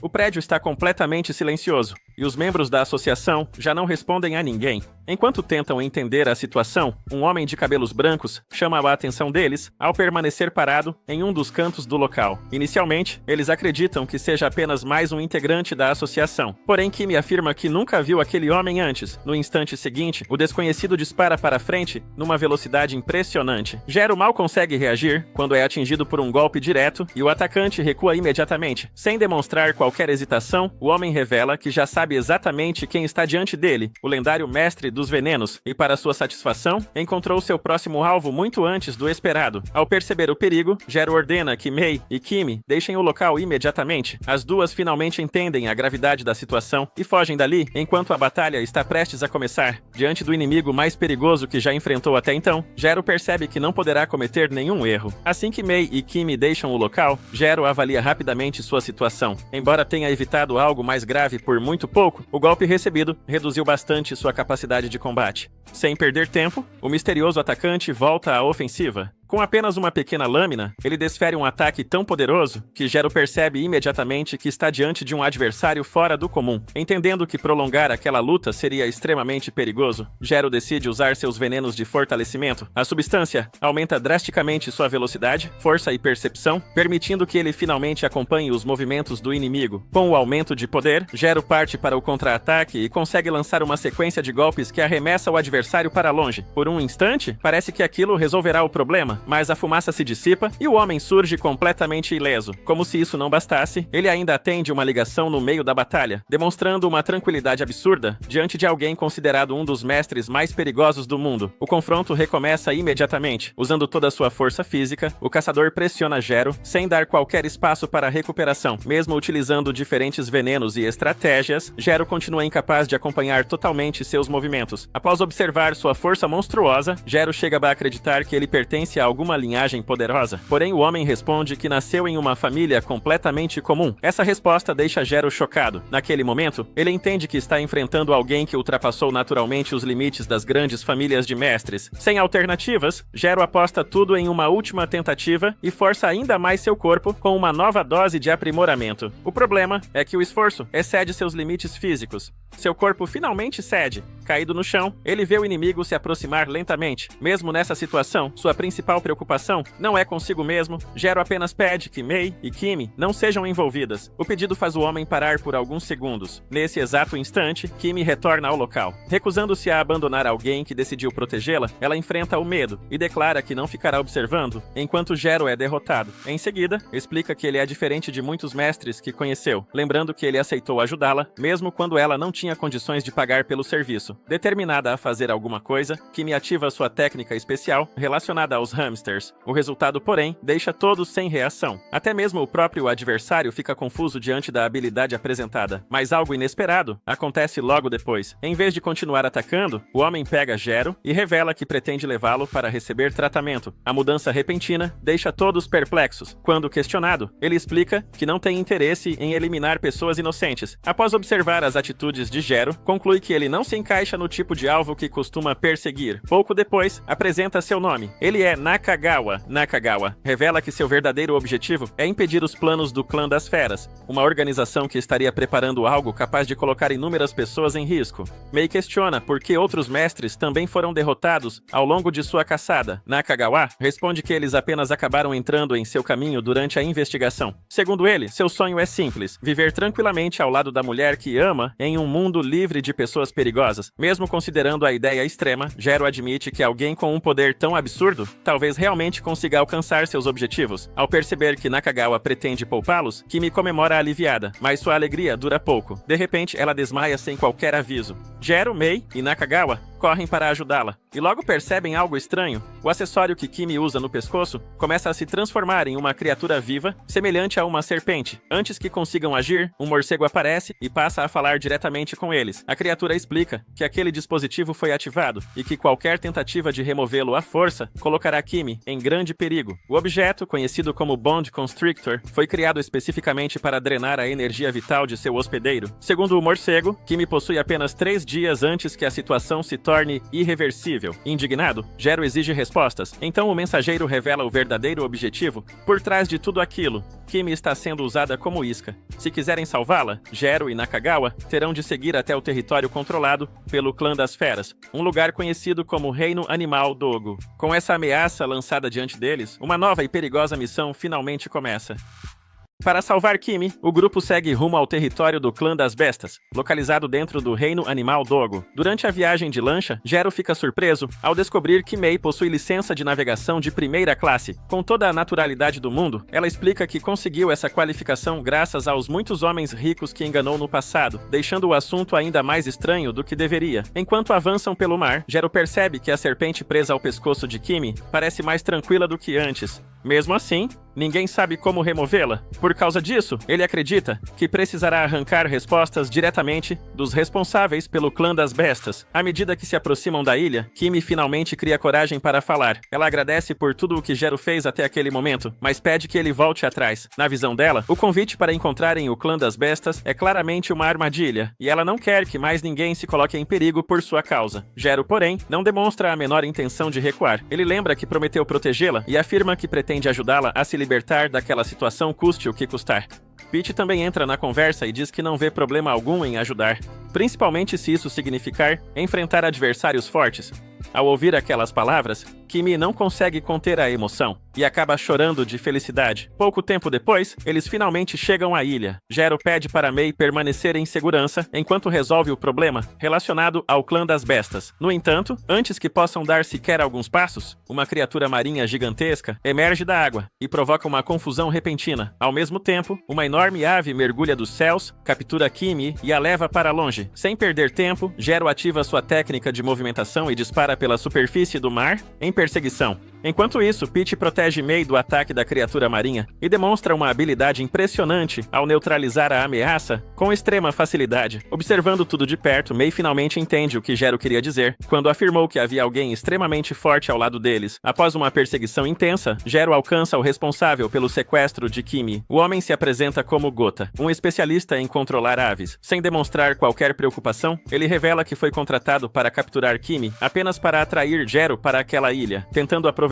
a oportunidade, Gero pergunta como pode remover a serpente do pescoço de Kimi. A reação de Gota muda imediatamente, o sorriso desaparece e ele fica completamente sério, afirmando que até mesmo tocar nesse assunto é considerado um grave crime dentro do Clã das Bestas. Logo depois, Gota ordena um ataque em massa de suas aves. A luta começa de forma explosiva. Usando uma velocidade impressionante, ele consegue pressionar Gero desde os primeiros momentos do combate. Enquanto troca golpes com o adversário, Gota revela que existe uma recompensa gigantesca pela derrota de Gero. Para ele, concluir essa missão representa a chance de finalmente realizar seu maior sonho, viajar para os Estados Unidos, o país que considera a terra natal do beisebol. Enquanto a batalha continua, 2 observadores acompanham tudo através de esferas especiais de transmissão. Um deles questiona se Gero realmente conseguirá vencer, mas o outro demonstra total confiança. Segundo ele, especialistas em venenos costumam preparar armadilhas que ninguém percebe até que seja tarde demais. E é exatamente isso que acontece. Quando Gota se prepara para utilizar uma de suas técnicas mais poderosas, Gero lança uma bomba de fumaça entre eles. Convencido de que se trata de algum tipo de veneno, Gota perde um instante precioso, tentando se proteger. Era exatamente a abertura que Gero precisava. Atravessando a fumaça sem hesitar, ele acerta um golpe direto que derruba Gota de uma vez só. Completamente derrotado, Gota começa a revelar informações importantes sem nem precisar ser pressionado. Ele conta que a base principal do Clã das Bestas fica no topo da montanha da ilha. Porém, antes que consiga falar muito mais, a serpente serpente em seu pescoço se contrai de repente. Uma voz misteriosa ecoa através dela. Era Dogo, que finalmente decide entrar em contato direto com Gero. A voz que surge através da serpente pertence a Dogo, o líder do clã das bestas. Sem rodeios, ele pergunta a Gero se é verdade que ele aceita trabalhos de guarda-costas por valores ridiculamente baixos. Gero confirma e explica que seu objetivo principal continua sendo encontrar alguém com quem possa se casar. A resposta faz Dogo cair na gargalhada. Ele deixa claro que já percebeu o interesse de Gero por Kimi, mas logo muda de tom e começa a menosprezá-la. Segundo ele, alguém da linhagem de Gero jamais deveria pensar em construir uma relação com ela. Irritado com aquelas palavras, Gero manda que ele fique em silêncio. Mal termina a frase e um ataque surge em sua direção. Dogo revela que utilizou uma combinação envolvendo o sangue de Gota e o de Kushima, um especialista em lança. Como resultado, Gota passa a reproduzir técnicas de combate extremamente refinadas, pressionando Gero com investidas precisas e difíceis de acompanhar. Mesmo conseguindo se defender, Gero encontra dificuldades para entender como seu adversário está utilizando habilidades que originalmente pertenciam a outra pessoa. Enquanto observa tudo à distância, Dogo acredita que a luta já está decidida. Enquanto isso, em outra região da ilha, Mei e Peach conseguem voltar à costa após serem arrastados para longe pelas correntes marítimas. Porém, não demoram a encontrar um enorme urso branco bloqueando seu caminho. Mei imediatamente fica alerta, esperando um ataque. Para sua surpresa, o animal começa a executar movimentos de artes marciais. A cena é tão inesperada que ela prefere não descobrir o que acontecerá em seguida, e tenta se afastar discretamente. Mas assim que faz isso, o urso volta a encará-la de maneira ameaçadora. De volta ao combate principal, Gota prepara seu golpe final, convencido de que finalmente derrotará Gero. No entanto, algo estranho começa a se acontecer com suas aves. Elas ficam cada vez mais lentas, perdem velocidade e começam a demonstrar sinais claros de enfraquecimento. Confuso, Gota exige uma explicação. Gero então revela o que fez durante a batalha. Ele misturou ao próprio sangue uma substância capaz de reduzir gradualmente os movimentos de quem entrasse em contato com ela. Como as aves acabaram sendo expostas durante o confronto, seu desempenho caiu sem que ninguém percebesse. Sem alternativas, Gota ordena uma última investida de todo o seu bando. Mesmo cercado, Gero atravessa os ataques, alcança o adversário e encerra a luta com um golpe decisivo. Observando tudo através de suas esferas, Dogo fica ainda mais interessado nas capacidades de Gero. Quanto mais vê, mais convencido fica de que precisa obter aquele sangue para seus próprios objetivos. Apesar da vitória, Gero não demonstra qualquer desejo de continuar atacando Gota. Desde o início, ele percebeu que o rapaz era apenas alguém perseguindo seu sonho e que acabou envolvido com as pessoas erradas. Aliviado, Gota agradece por ter sido poupado, mas Dogo não compartilha da mesma opinião. Sem aviso, ele ativa a serpente ligada ao subordinado e encerra sua participação de forma imediata. Em seguida, volta a falar diretamente com Gero e faz uma ameaça simples e assustadora. Ele pode fazer exatamente a mesma coisa com Kimi quando quiser. Logo depois, revela a única forma de remover a serpente, que está presa ao pescoço dela. Para libertá-la, será necessário obter diretamente o sangue de Dogo. Com um sorriso confiante, ele convida Gero a subir até o topo da montanha e tentar tomá-lo pessoalmente. Enquanto isso, Mei continua tentando escapar do urso branco. Quando a situação parece prestes a sair do controle, Peach desperta e resolve o problema rapidamente. Pouco depois, porém, uma sanguessuga consegue coletar discretamente uma amostra de seu sangue. Só mais tarde a verdade é revelada. O urso branco era, na realidade, Byakko disfarçada o tempo todo. Toda aquela encenação tinha apenas um objetivo: conseguir o sangue de Peach para os planos de Dogo. De volta ao esconderijo do clã das bestas, Dogo observa os resultados com satisfação. Agora ele possui amostras tanto de Gero quanto de Peach. Convencido de que reuniu tudo o que precisava, ele acredita estar cada vez mais perto de colocar seu plano em prática. Quando a noite chega, Gero e Kimi encontram abrigo em uma caverna. Apesar do silêncio ao redor, Gero não consegue relaxar. A ameaça de Dogo continua pairando sobre eles, e ele sabe que Kimi ainda corre perigo. Em meio a esses pensamentos, os hamsters de Kimi acabam provocando uma situação inesperada. Pegando Gero completamente desprevenido, eles fazem com que ele perca o equilíbrio e acabe caindo sobre ela. Após alguns segundos de silêncio, Kimi finalmente abre seu coração. Com lágrimas nos olhos, ela pede desculpas por acreditar que só causou problemas desde o momento em que entrou na vida dele. Mas Gero responde imediatamente. Ele diz que ela não precisa carregar esse peso sozinha. Os dois chegaram até ali juntos e continuarão enfrentando tudo juntos. E quando chegar a hora, eles também irão derrotar Dogo juntos. Depois de decidirem unir forças para enfrentar Toshiro, Kimi resolve mostrar para Jero que ela é muito mais capaz do que aparenta. Com a ajuda de seus hamsters, ela ativa uma técnica especial de sua linhagem e cria um mapa completo de toda a ilha. Ao ver aquilo, Jero fica impressionado. Ter uma visão detalhada do terreno representa uma enorme vantagem para qualquer plano que eles precisem colocar em prática dali para frente. Mas Kimi não para por aí. Cheia de confiança, ela diz que ainda tem muito mais para mostrar e anuncia que vai preparar um dos pratos mais famosos de sua família. Seus hamsters entram em ação imediatamente, ajudando a reunir ingredientes e agilizando todo o processo. Em pouco tempo, a refeição fica pronta. Orgulhosa do resultado, Kimi oferece a comida para Jero e até tenta servi-lo pessoalmente. Porém, ele hesita. Desde pequeno, foi ensinado por seu pai a desconfiar de qualquer alimento preparado por outras pessoas. Durante anos, essa ideia ficou tão enraizada em sua mente que acabou se tornando um hábito difícil de abandonar. Mesmo assim, após alguns segundos de reflexão, Jero decide deixar o passado para trás e prova a refeição. Para sua surpresa, o sabor é muito melhor do que imaginava. Na verdade, aquela acaba sendo uma das melhores refeições que ele experimentou em muito tempo. O elogio deixa Kimi radiante. Feliz com a reação dele, ela revela que aquele prato possui um significado muito especial. Quando era criança, era seu irmão quem costumava prepará-lo. Mesmo nos períodos em que passavam por grandes dificuldades financeiras, ele sempre encontrava uma forma de cozinhar algo para ela. Por isso, aquela receita guarda inúmeras lembranças preciosas. Jero agradece sinceramente pela refeição e reforça o quanto gostou da comida.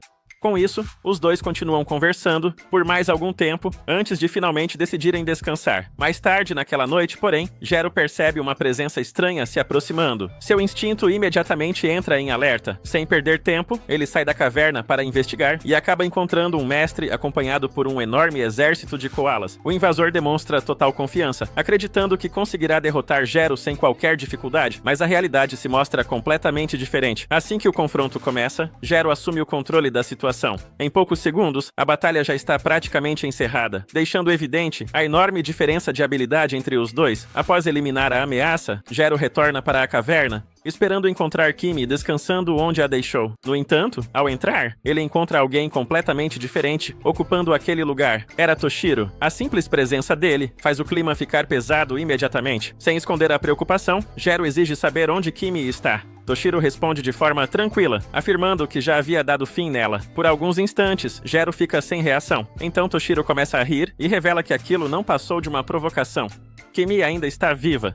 Pelo menos por enquanto. Logo em seguida, ele explica o verdadeiro motivo de sua visita. Segundo Toshiro, o sangue de Jero continua sendo essencial para suas pesquisas. Quanto mais próximo do limite físico Jero fica, mais facilmente suas linhagens modificadas conseguem aceitar combinações que normalmente seriam impossíveis. Para Toshiro, isso transforma Jero na ferramenta perfeita para criar linhagens cada vez mais poderosas. Depois da explicação, ele revela sua armadilha. Mestres criados artificialmente por suas experiências começam a surgir por todos os lados. Em questão de segundos, Jero se vê completamente cercado por inimigos. Satisfeito ao ver o plano funcionando exatamente como imaginava, Toshiro se afasta com um sorriso confiante, deixando Jero sozinho diante daquela enorme quantidade de adversários. Enquanto isso, Kimi desperta em um local desconhecido. Ao abrir os olhos, ela percebe que está amarrada e incapaz de se mover livremente. Pior ainda, ela não está sozinha. Ao redor, diversos membros da clã das bestas também estão presos. Muitos aparentam estar exaustos, enquanto outros parecem já ter perdido quase toda a esperança de escapar. Mesmo naquela situação, Kimi se recusa a desistir. Sem conseguir usar os braços ou as pernas, ela pensa rapidamente em uma alternativa. Então tira Sirius da boca e o empurra cuidadosamente em direção a uma abertura próxima. Sua esperança é simples: fazer com que Sirius encontre uma maneira de ajudá-la ou consiga avisar alguém sobre onde ela está sendo mantida. Enquanto Kimi tenta encontrar uma forma de escapar, Jero continua enfrentando a enorme legião de mestres artificiais criados por Toshiro. Escondido em seu esconderijo, o vilão observa tudo com grande interesse. Ele sabe que nenhum daqueles inimigos possui força suficiente para derrotar Jero sozinho. Em um confronto individual, qualquer um deles seria facilmente superado. Porém, esse nunca foi o objetivo. A estratégia de Toshiro é simples: usar a quantidade para desgastar seu adversário até que ele não consiga mais continuar lutando. E aos poucos, a pressão começa a aumentar. Mais e mais inimigos avançam sem parar. Jero continua vencendo cada confronto, mas o cansaço começa a se acumular. Convencido de que sua vitória está próxima, Toshiro acredita que Finalmente chegou o momento de derrubar Gero, mas tudo muda em um instante. Uma enorme massa de água surge repentinamente sob o campo de batalha e afasta Gero do perigo. Quando ele recupera o equilíbrio, encontra uma figura inesperada diante dele. Era Shiori. Sem perder tempo, ela deixa claro que não apareceu porque gosta dele. Na verdade, só está ali porque Mei a contratou para ajudar. Shiori ainda aproveita para provocar Gero, supondo que ele tenha se metido em mais uma missão absurda e mal remunerada. Quando pergunta quanto ele está recebendo, Gero responde com naturalidade. Ao ouvir o valor, Shiori considera aquilo completamente ridículo. Enquanto isso, Mei e Peach seguem em direção ao local do conflito. Durante o caminho, Peach comenta que pretende acabar com os problemas causados pelo clã das bestas. Na visão dele, qualquer pessoa que provoque tanto caos acaba prejudicando os negócios de seu café. Pouco depois, ele pergunta por que Mei está tão empenhada em salvar Kimi. Mei pensa por alguns instantes antes de responder com sinceridade. Segundo ela, a questão não é apenas salvar Kimi. O mais importante é ajudar Gero a se tornar alguém capaz de criar laços verdadeiros com outras pessoas. Ela acredita que, ao continuar ajudando quem precisa e construindo conexões genuínas, ele poderá encontrar alguém especial no futuro. Peach entende o raciocínio, mas comenta que provavelmente existiriam métodos muito mais simples para isso. Mei concorda. Ela revela que já tentou diversas alternativas, desde aplicativos de relacionamento até encontros organizados, mas nenhuma delas funcionou. Por isso, acredita que essa pode ser a melhor oportunidade para Gero mudar aos poucos. De volta ao campo de batalha, Gero e Shiori percebem que derrotar os inimigos um por um levaria tempo demais, então os dois elaboram um plano para eliminar todos de uma única vez. Gero prepara uma substância tóxica que rapidamente começa a se espalhar pelo ambiente.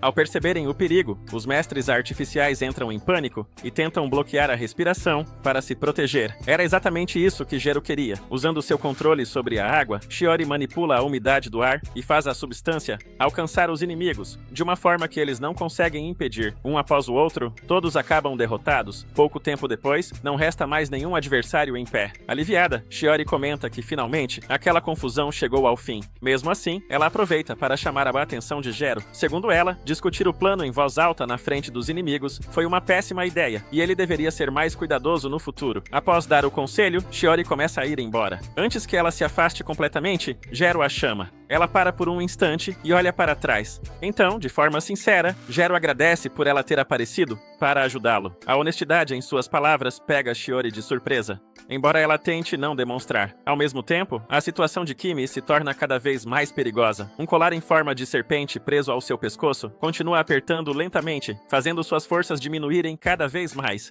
Conforme sua consciência começa a vacilar, lembranças antigas surgem em sua mente. Ela se recorda da época em que ainda era uma criança. Naquele período, havia sido cercada por pessoas que constantemente a incomodavam. Sem ninguém para ajudá-la, parecia não existir saída. Foi então que um jovem Gero apareceu. Sem demonstrar qualquer hesitação, ele resolveu a situação em poucos instantes e afastou todos que estavam causando problemas. Para Kimi, aquela cena foi inesquecível. Naquele dia, ela decidiu que se tornaria sua maior admiradora. Porém, também sabia que Gero era alguém extremamente complicado naquela época. Por isso, escolheu manter certa distância. Mesmo assim, anos depois, ele ainda decidiu ajudá-la novamente. E desta vez, não foi por obrigação. Gero veio porque realmente queria salvá-la. Ao pensar nisso, Kimi sente que precisa fazer alguma coisa. Reunindo toda a força que ainda possui, ela consegue se erguer e ativa sua linhagem modificada. Em seguida, conecta seus hamsters e ratos em uma grande rede de comunicação. Através deles, sua voz começa a ecoar por toda a prisão. Chamando a atenção dos outros prisioneiros, Kimi encara todos ao redor com determinação. Então faz uma proposta simples e direta. Se eles querem recuperar a liberdade, vão destruir aquele lugar inteiro juntos. Enquanto o caos se espalha pela base, Mei Kinosaki e Peach Nakagawa encontram uma entrada escondida nos fundos, um caminho subterrâneo que leva direto ao coração do território do Clã das Feras. Pelas informações que conseguiram reunir, essa passagem é a rota mais rápida e segura para chegar ao prédio principal sem cruzar com tantos inimigos. Sem perder tempo, os dois avançam pelo túnel. Só que, antes de alcançarem o destino, são bloqueados por um esquadrão especial conhecido como as 5 Estrelas das Feras. A fama deles parece ameaçadora, mas diante de Peach, a diferença de força fica clara em segundos. Ele derruba todos rapidamente e continua seguindo com Mei até a sala final. Lá dentro, eles encontram Toshiro Dogo. Ao lado dele está Byaku, usando sua conhecida fantasia de urso. Mas Toshiro não demonstra surpresa nenhuma. Pelo contrário, ele permanece calmo, como se já soubesse que os dois chegariam até ali. Sem se preocupar, ele apenas manda Byaku ganhar tempo enquanto prepara seu próximo passo. Obedecendo sem hesitar, ela avança e ativa sua linhagem modificada. O golpe vem com tanta força que até Peach sente a pressão e começa a suar. Nesse momento, a história volta ao passado de Byaku. Quando ainda era criança, sua mãe adoece de repente e cai sem forças. Assustada, Byaku corre para ajudá-la e a coloca na cama, ficando o tempo todo ao seu lado, tentando cuidar dela da melhor forma possível. Vendo a situação piorar, Byaku implora para levá-la ao hospital, mas sua mãe, mesmo fraca, sorri e diz para a filha não se culpar. Ela explica que o hospital só atende mestres das feras com parceiros oficiais. Por ser uma mãe sozinha, criando a filha sem esse reconhecimento, ela não tem direito ao tratamento. Mesmo assim, Byaku não aceita ficar parada. Ela junta todas as moedas que encontra e corre até o hospital, pedindo ajuda com tudo o que tem. Mas ninguém escuta. A porta se fecha diante dela, e a esperança parece desaparecer. É então que Toshiro Dogo surge em sua vida. Para Byaku, aquele encontro muda tudo. Desde esse dia, ela passa a viver para servi-lo, acreditando que realizar os desejos dele era o único sentido que ainda restava. De volta ao presente, essa lealdade não é suficiente para mudar o resultado da luta. Peach encontra uma abertura e vence Byaku com um único ataque preciso. A cena deixa Peach indignado, porque ele não consegue aceitar a forma fria como Toshiro trata alguém que dedicou a própria vida a ele. Mas Toshiro não demonstra tristeza. Ele se aproxima de Byaku e a carrega como se tudo aquilo fosse apenas parte do plano. Mesmo no limite, ela pede desculpas por não ter conseguido deter Peach. Toshiro responde que isso não importa mais, porque sua criação finalmente está completa. Então, uma criatura gigantesca começa a emergir de um enorme bloco de gelo. Toshiro leva Byaku até ela e a usa como a peça final do experimento. Assim nasce Hyako, a besta Franken, criada a partir das linhagens das grandes famílias e de várias amostras especiais. Uma existência poderosa e instável. Assim que desperta, Hyako parte para cima de Peach e o lança para longe com uma força absurda. Peach percebe que está em grande desvantagem. Para enfrentar aquele monstro de frente, ele precisa improvisar uma arma e acaba pegando ossos espalhados pelo local. Mesmo assim, a vantagem não vem. Peach analisa melhor a situação e entende que Hyako é mais forte, mais pesado e ainda consegue alterar o próprio corpo conforme a batalha. Antes que ele consiga reagir, a criatura prevê seu movimento e o acerta primeiro. Toshiro se aproxima e explica que Peach não tem como vencer. Para ele, Hyako é uma versão aprimorada do próprio Peach, feita para superar suas habilidades em todos os aspectos. Quando Hyako se prepara para atacar de novo, Peach recebe uma ligação inesperada de Marin Arimura. Ela fala de forma leve sobre uma turnê da banda favorita deles e comenta que os dois deveriam planejar a viagem. Toshiro fica irritado, achando que Marin não entende a gravidade da situação, mas Peach entende exatamente o contrário. Marin sabe muito bem o que está acontecendo. Ela ligou daquele jeito porque conhece Peach e sabe que esse tipo de conversa é justamente o que reacende sua motivação. Com a mente no lugar, Peach muda completamente sua postura. Ele começa a calcular cada possibilidade e chega a uma conclusão. Se Hyako consegue prever seus movimentos, então ele precisa agir rápido demais e de forma imprevisível demais para ser lido. A partir daí, o ritmo vira. Toshiro percebe que Peach está começando a superar a besta e perde a calma. Peach aproveita a abertura, corta um dos braços de Hyako e ainda usa o próprio membro da criatura como arma para continuar atacando. Dentro de Hyako, Byaku continua ligada ao sistema da besta e vai perdendo o controle conforme o corpo recebe dano. Em uma última tentativa, ela reúne o que resta de força e lança um ataque final. Só que Peach reage antes. Ele atravessa a defesa da criatura com um golpe decisivo e causa dano suficiente para encerrar a batalha. Exausto, ele cai no chão e só pede alguns minutos para descansar, sem perceber que o perigo ainda não acabou. Mesmo depois de Hyako cair, a situação ainda não termina. Peach está completamente esgotado no chão, tentando recuperar o fôlego, enquanto Mei Kinosaki percebe que aquele lugar continua perigoso demais para eles ficarem ali. Só que Byaku ainda resiste por mais alguns instantes. Mesmo sem forças, ela continua pensando em Toshiro Dogo e oferece tudo o que ainda resta dela para completar o plano dele. Para Byaku, servir Dogo até o fim era a única forma de dar sentido à vida que levou desde criança. Mei entende que aquilo é um sinal de alerta. Ao redor deles, a energia da linhagem de Byaku começa a se espalhar pelo laboratório, tomando o ambiente como se algo maior estivesse prestes a acontecer. Ela tenta tirar Peach dali o mais rápido possível, mas antes que consiga escapar, Toshiro aparece diante dela e bloqueia o caminho. Quando tudo parece virar contra Mei e Peach, uma enorme onda de água invade o campo de batalha. Hikaru Jero e Shizuku Ushio chegam bem a tempo de impedir que Dogo avance. A entrada deles muda o clima da cena imediatamente, porque agora Mei não está mais sozinha diante daquele monstro. Jero se aproxima usando sua luva especial e pede desculpas a Mei por ter arrastado ela para aquele conflito. Afinal, no começo, ela deveria apenas ajudá-lo como conselheira de casamento, mas acabou sendo colocada no meio de uma disputa absurda entre famílias. Dogo, porém, não se intimida. Ele encara todos e começa a falar falar sobre o orgulho do clã das feras. Mesmo fazendo parte das 5 grandes famílias, ele acredita que seu clã está acima dos outros, porque suas linhagens modificadas não possuem limites claros. Para ele, enquanto os outros se prendem a regras e tradições, as feras podem evoluir sem parar. Então, Dogo revela sua verdadeira cartada. Ele preparou uma mistura especial criada a partir de dezenas de espécies diferentes, incluindo amostras dos mestres que havia coletado antes. Assim que ativa essa substância, seu braço esquerdo começa a se transformar, e a presença de Hyako volta a se manifestar de uma forma ainda mais assustadora.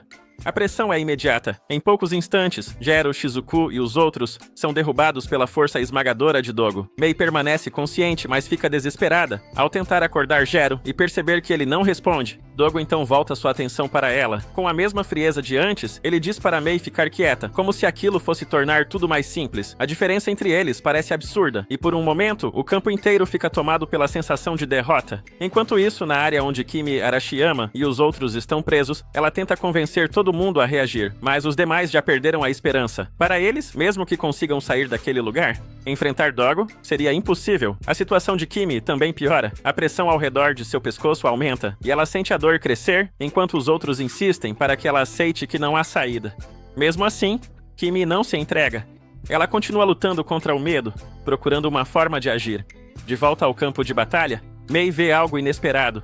Gero está de pé outra vez.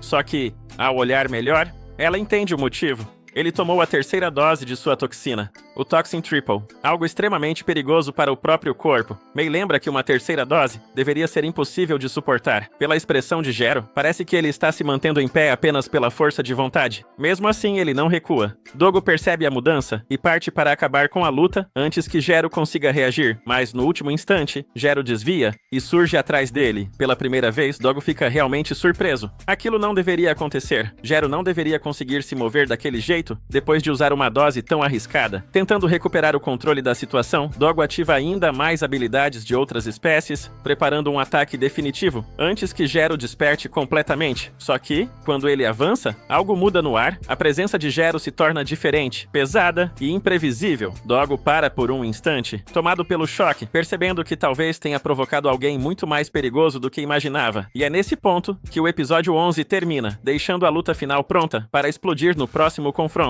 No instante em que Hikaru Gero muda completamente sua presença, Toshiro Dogo sente que algo saiu do controle. Antes que ele consiga reagir, Gero avança com uma velocidade absurda e acerta um chute giratório direto no rosto de Dogo, jogando o inimigo contra o chão. Aquele ataque confirma o que Dogo já suspeitava. Gero conseguiu suportar a 3ª dose. Mesmo assim, ele não demonstra medo. Levantando como se nada tivesse acontecido, Dogo provoca Gero e diz que aquele golpe foi fraco demais para causar algum dano real. Em seguida, ele aponta para a pilha macabra deixada para trás e chama aquilo de legado das 5 grandes famílias. Logo depois, várias criações de Dogo surgem do chão. Gero tenta responder com suas agulhas envenenadas, mas Dogo o interrompe imediatamente. Ele explica que aquilo não funcionaria, porque todas aquelas criaturas carregam o seu sangue. Em segundos, os monstros cercam Gero por todos os lados. Mesmo em completa desvantagem, Gero não recua. Ele enfrenta cada criatura que aparece, desviando, contra-atacando e segurando a pressão como pode. Observando a luta, Ureshino percebe a diferença. A velocidade de Gero aumentou de forma absurda, provando que a 3ª dose realmente fez efeito. O problema é que o corpo dele está sendo forçado além do limite, e a qualquer momento, aquela força pode cobrar um preço alto demais. Enquanto Gero continua lutando, Dogo fala através de uma de suas criações. Pela primeira vez, ele reconhece o talento do inimigo. Dogo admite que Gero talvez seja o maior prodígio de sua linhagem, porque enquanto ele precisou de anos de treinamento e experimentos para chegar àquele nível, Gero alcançou uma força parecida em pouquíssimo tempo. Mas o elogio logo vira deboche. A cabeça de Dogo aparece em uma das criaturas, e ele chama Gero de hipócrita. Para ele, alguém criado para atuar nas sombras tentando proteger outras pessoas, não passa de uma piada. Só que Gero nem dá atenção ao discurso. Antes que Dogo termine, ele corta a criatura ao meio e segue em frente. Nesse momento, Dogo aparece atrás dele e aponta a maior fraqueza daquela transformação.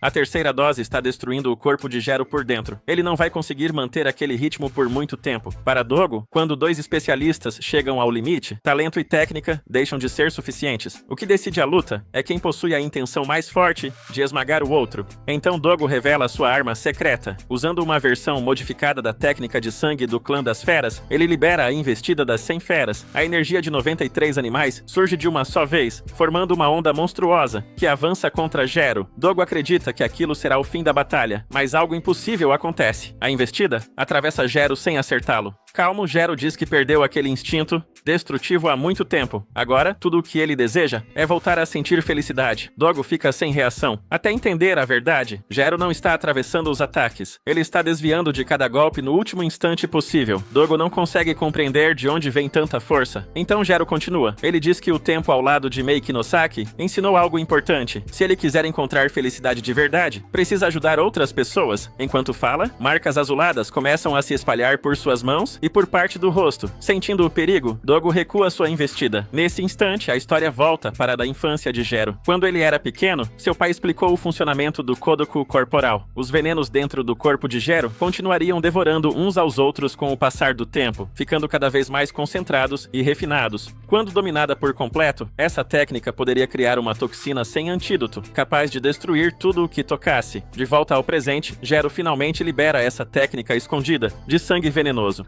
Ao mesmo tempo, Dogo manda a investida das 100 feras avançar novamente. No início, ele continua confiante, certo de que é imune a qualquer veneno produzido por Gero. Só que a realidade muda diante dos seus olhos. A toxina começa a afetar a própria investida. As criaturas perdem o controle e a confiança de Dogo desmorona. Pela primeira vez, ele não entende o que está enfrentando, não consegue neutralizar aquilo, não consegue prever o efeito, e percebe que Gero alcançou um nível de evolução sanguínea muito acima do esperado. Em pânico, Dogo se afasta e sacrifica parte do próprio corpo para impedir que a toxina avance ainda mais. Ao perceber que não pode continuar daquela forma, ele decide abandonar qualquer limite e força sua transformação final. Seu corpo muda completamente, assumindo a forma de uma criatura gigantesca, com presas, asas e a força esmagadora de uma fera colossal. Dogo avança em linha reta, pronto para atropelar Gero com tudo. Gero também corre em sua direção, como se fosse enfrentar o impacto de frente.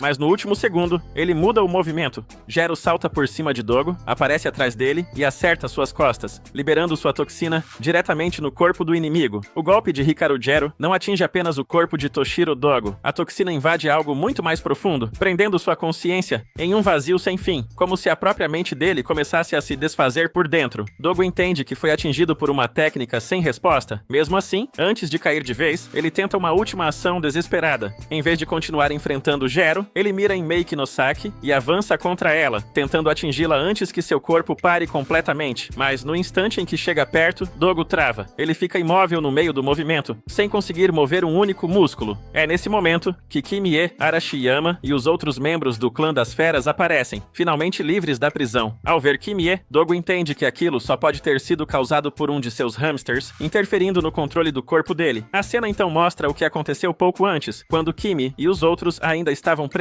Mesmo perdendo a esperança por alguns instantes, ela percebeu algo importante. Todo o poder de Dogo vinha dos animais e do domínio sobre feras, e justamente por isso, o clã das feras ainda tinha uma chance. Kimi reúne todos e lembra que criar laços com animais é a verdadeira especialidade deles. Se Dogo dependia das feras para manter sua força, então a única forma de vencê-lo seria quebrar essa ligação e recuperar o controle dos animais que ele havia usado. De volta ao campo de batalha, os espíritos das feras começam a sair do corpo monstruoso de Dogo. Um por um, eles se libertam, e os domadores do clã das feras entram em ação, acalmando cada animal e desfazendo a influência dele. Dogo assiste a tudo sem conseguir acreditar. Toda a força que ele reuniu, todos os animais que usou como armas, tudo começa a escapar diante dos seus olhos.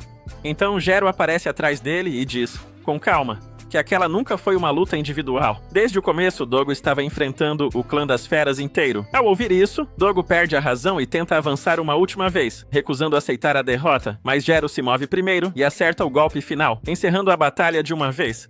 Com Dogo derrotado, Gero usa uma parte do sangue dele para quebrar o selo que prendia Kimi.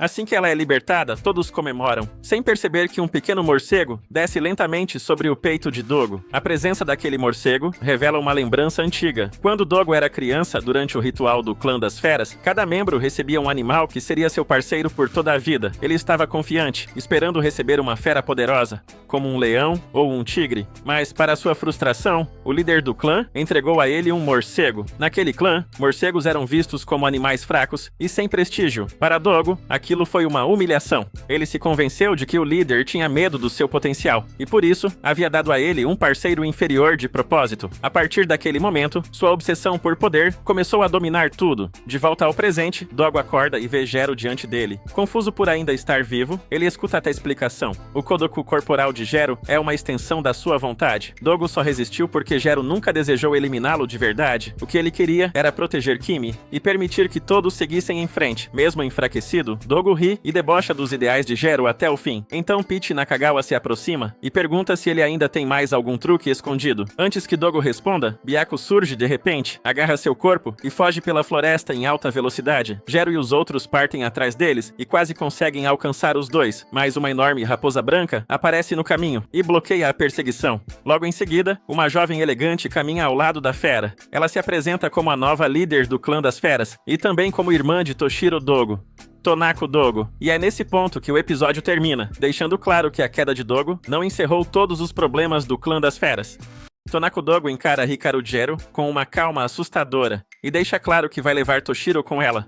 Ao lado de seu enorme lobo, ela simplesmente passa por Gero e Peach Nakagawa, como se ninguém ali tivesse coragem de impedir sua saída. E naquele momento, realmente ninguém tem. Antes de desaparecer, Tonako olha de novo para Gero e comenta que ouviu falar sobre a busca dele por uma esposa. Só que, em vez de tratar isso como algo sério, ela provoca o rapaz e sugere que talvez fosse melhor transformá-lo em seu bichinho de estimação. A frase pega Gero completamente desprevenido. Enquanto se afasta, Tonako pensa que os dois ainda devem se cruzar outra vez, já que ambos carregam o peso de famílias importantes. Por isso, ela não vê motivo para apressar nada agora. Logo depois, uma forte rajada de vento toma conta do lugar, e Tonako desaparece junto com Toshiro. Com tudo finalmente encerrado, Peach tenta animar Gero, dizendo que eles conseguiram salvar Kimi Arashiyama e impedir o plano do clã das feras. Para ele, aquilo já era uma vitória grande o bastante. Antes de irem embora, Peach ainda diz que está torcendo de verdade para que Gero encontre a pessoa certa um dia. Essas palavras fazem Gero recuperar o sorriso. Pouco depois, Kimi e os outros se reúnem ao grupo e todos embarcam para voltar. Shiori Ureshino ajuda o barco a seguir pelo mar, usando sua força como se fosse uma hélice gigante. Durante a viagem, Kimi se levanta e agradece a Gero e aos demais por terem arriscado tudo para salvá-la. Como forma de retribuição, ela decide entregar a melhor apresentação que consegue fazer. Usando sua técnica modificada, Kimi monta um show especial com seus hamsters e vários outros familiares. A apresentação é tão fofa que conquista todo mundo no barco, até mesmo Ureshino. Aos poucos, outros membros do clã das feras também entram escondidos na performance, tornando tudo ainda mais inesperado e memorável. Entre todos ali, Gero é quem mais fica impressionado. Ele elogia Kimi com sinceridade e diz que ela é muito incrível. Ao ouvir isso, Kimi fica completamente sem jeito. Meiki Nozaki percebe na hora o clima entre os dois e decide aproveitar a chance. Com naturalidade, ela puxa assunto perguntando sobre o filme favorito deles, criando uma abertura para Gero e Kimi continuarem conversando. Depois de algum tempo, Mei percebe que Peach acabou ficando de fora da conversa, então ela se vira para ele e pergunta como é a namorada dele. Sem hesitar, Peach responde com orgulho que Marin é a melhor coisa que já aconteceu em sua vida. Ele diz que ela traz uma felicidade enorme para ele e que faria qualquer coisa para protegê-la. Gero fica chocado com a facilidade com que Peach fala algo tão intenso, sem demonstrar vergonha nenhuma, e começa a se perguntar se é esse tipo de confiança que alguém espera em um relacionamento. Enquanto Peach mostra uma foto de Marin para Kimi, Mei chama Gero de canto. Ela explica que Kimi claramente sente algo por ele, mas avisa que existe um problema. Kimi admira Gero demais.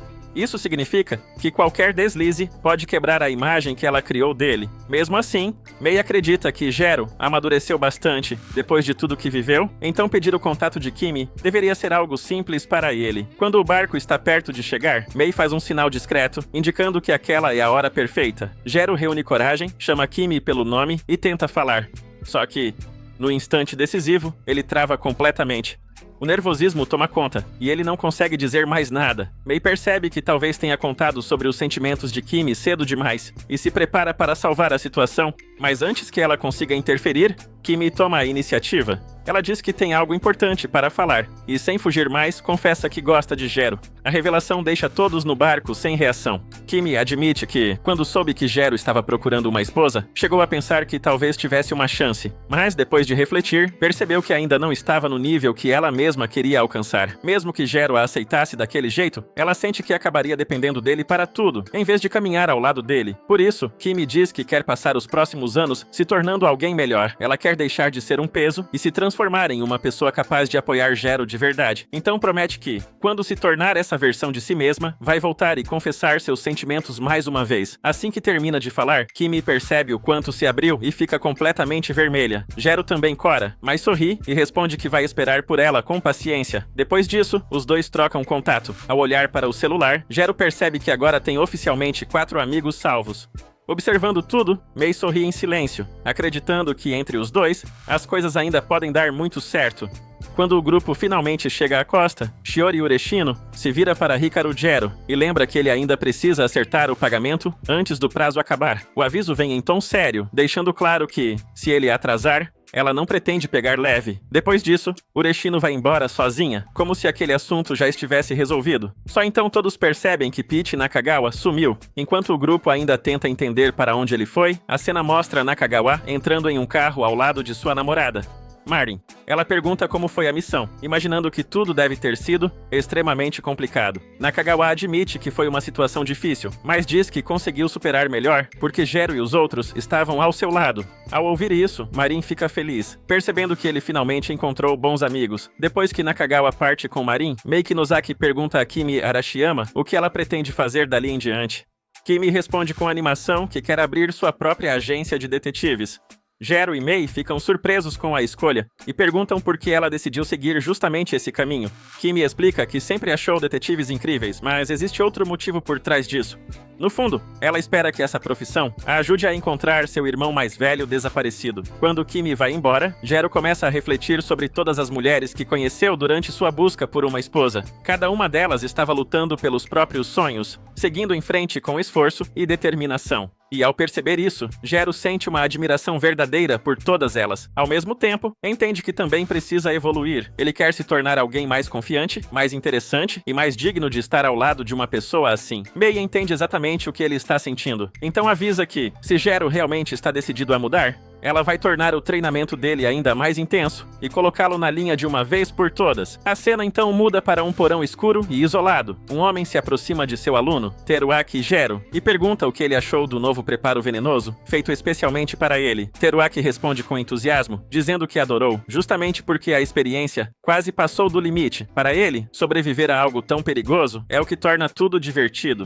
Em seguida, Teruaki pergunta por que seu mestre apareceu ali. O homem responde que trouxe novas informações sobre a busca de Hikaru Jero por uma esposa. No dia seguinte, Mei leva Jero para participar de uma de suas sessões de aconselhamento amoroso. Para ela, esse é o treino perfeito para fazê-lo ganhar confiança e aprender a conversar melhor com as pessoas. Só que, desde o começo, Jero fica extremamente nervoso. Depois de atenderem o segundo cliente do dia, ele escapa para o banheiro e começa a limpar tudo apenas para aliviar a tensão. Pouco depois, Jero retorna e continua acompanhando as sessões. Mas, conforme o dia avança, ouvir tantos problemas amorosos complicados começa a deixar sua cabeça em pane. Em certo momento, ele até pensa em usar uma técnica de veneno para parecer mais confiante e falar melhor. Antes que faça isso, Mei o impede imediatamente. Ela explica que confiança não pode ser fingida dessa forma. Se Jero usar uma habilidade para parecer seguro, não vai crescer de verdade. Cansado e frustrado, ele admite que se sente completamente perdido. Todos os clientes parecem ter problemas profundos demais, e ele não consegue imaginar como poderia dar uma resposta certa para cada um.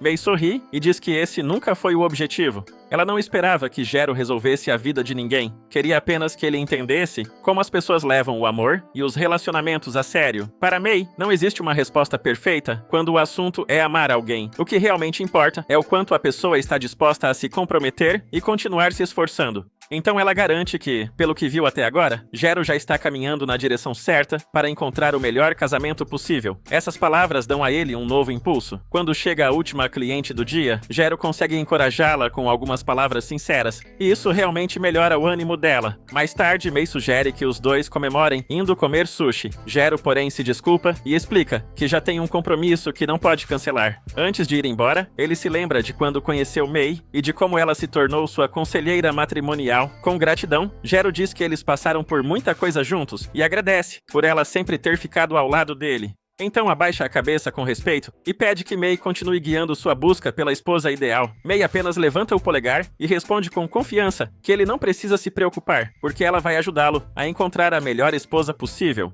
Mais tarde, naquela noite, Jero se encontra com sua irmã, Akari Jero. Durante a conversa, ela fica surpresa ao perceber o quanto ele avançou em sua busca por uma noiva. Jero conta sobre Mei e tudo o que ela fez para ajudá-lo até ali. Depois de ouvir a história, Akari entende que Mei realmente está fazendo um ótimo trabalho. Mesmo assim, Akari deixa um aviso sério. Ela diz que Jero precisa encontrar uma esposa o quanto antes, porque tem um mau pressentimento sobre Teruaki. Para ela, ele está planejando algo perigoso. E é assim que essa parte da história termina.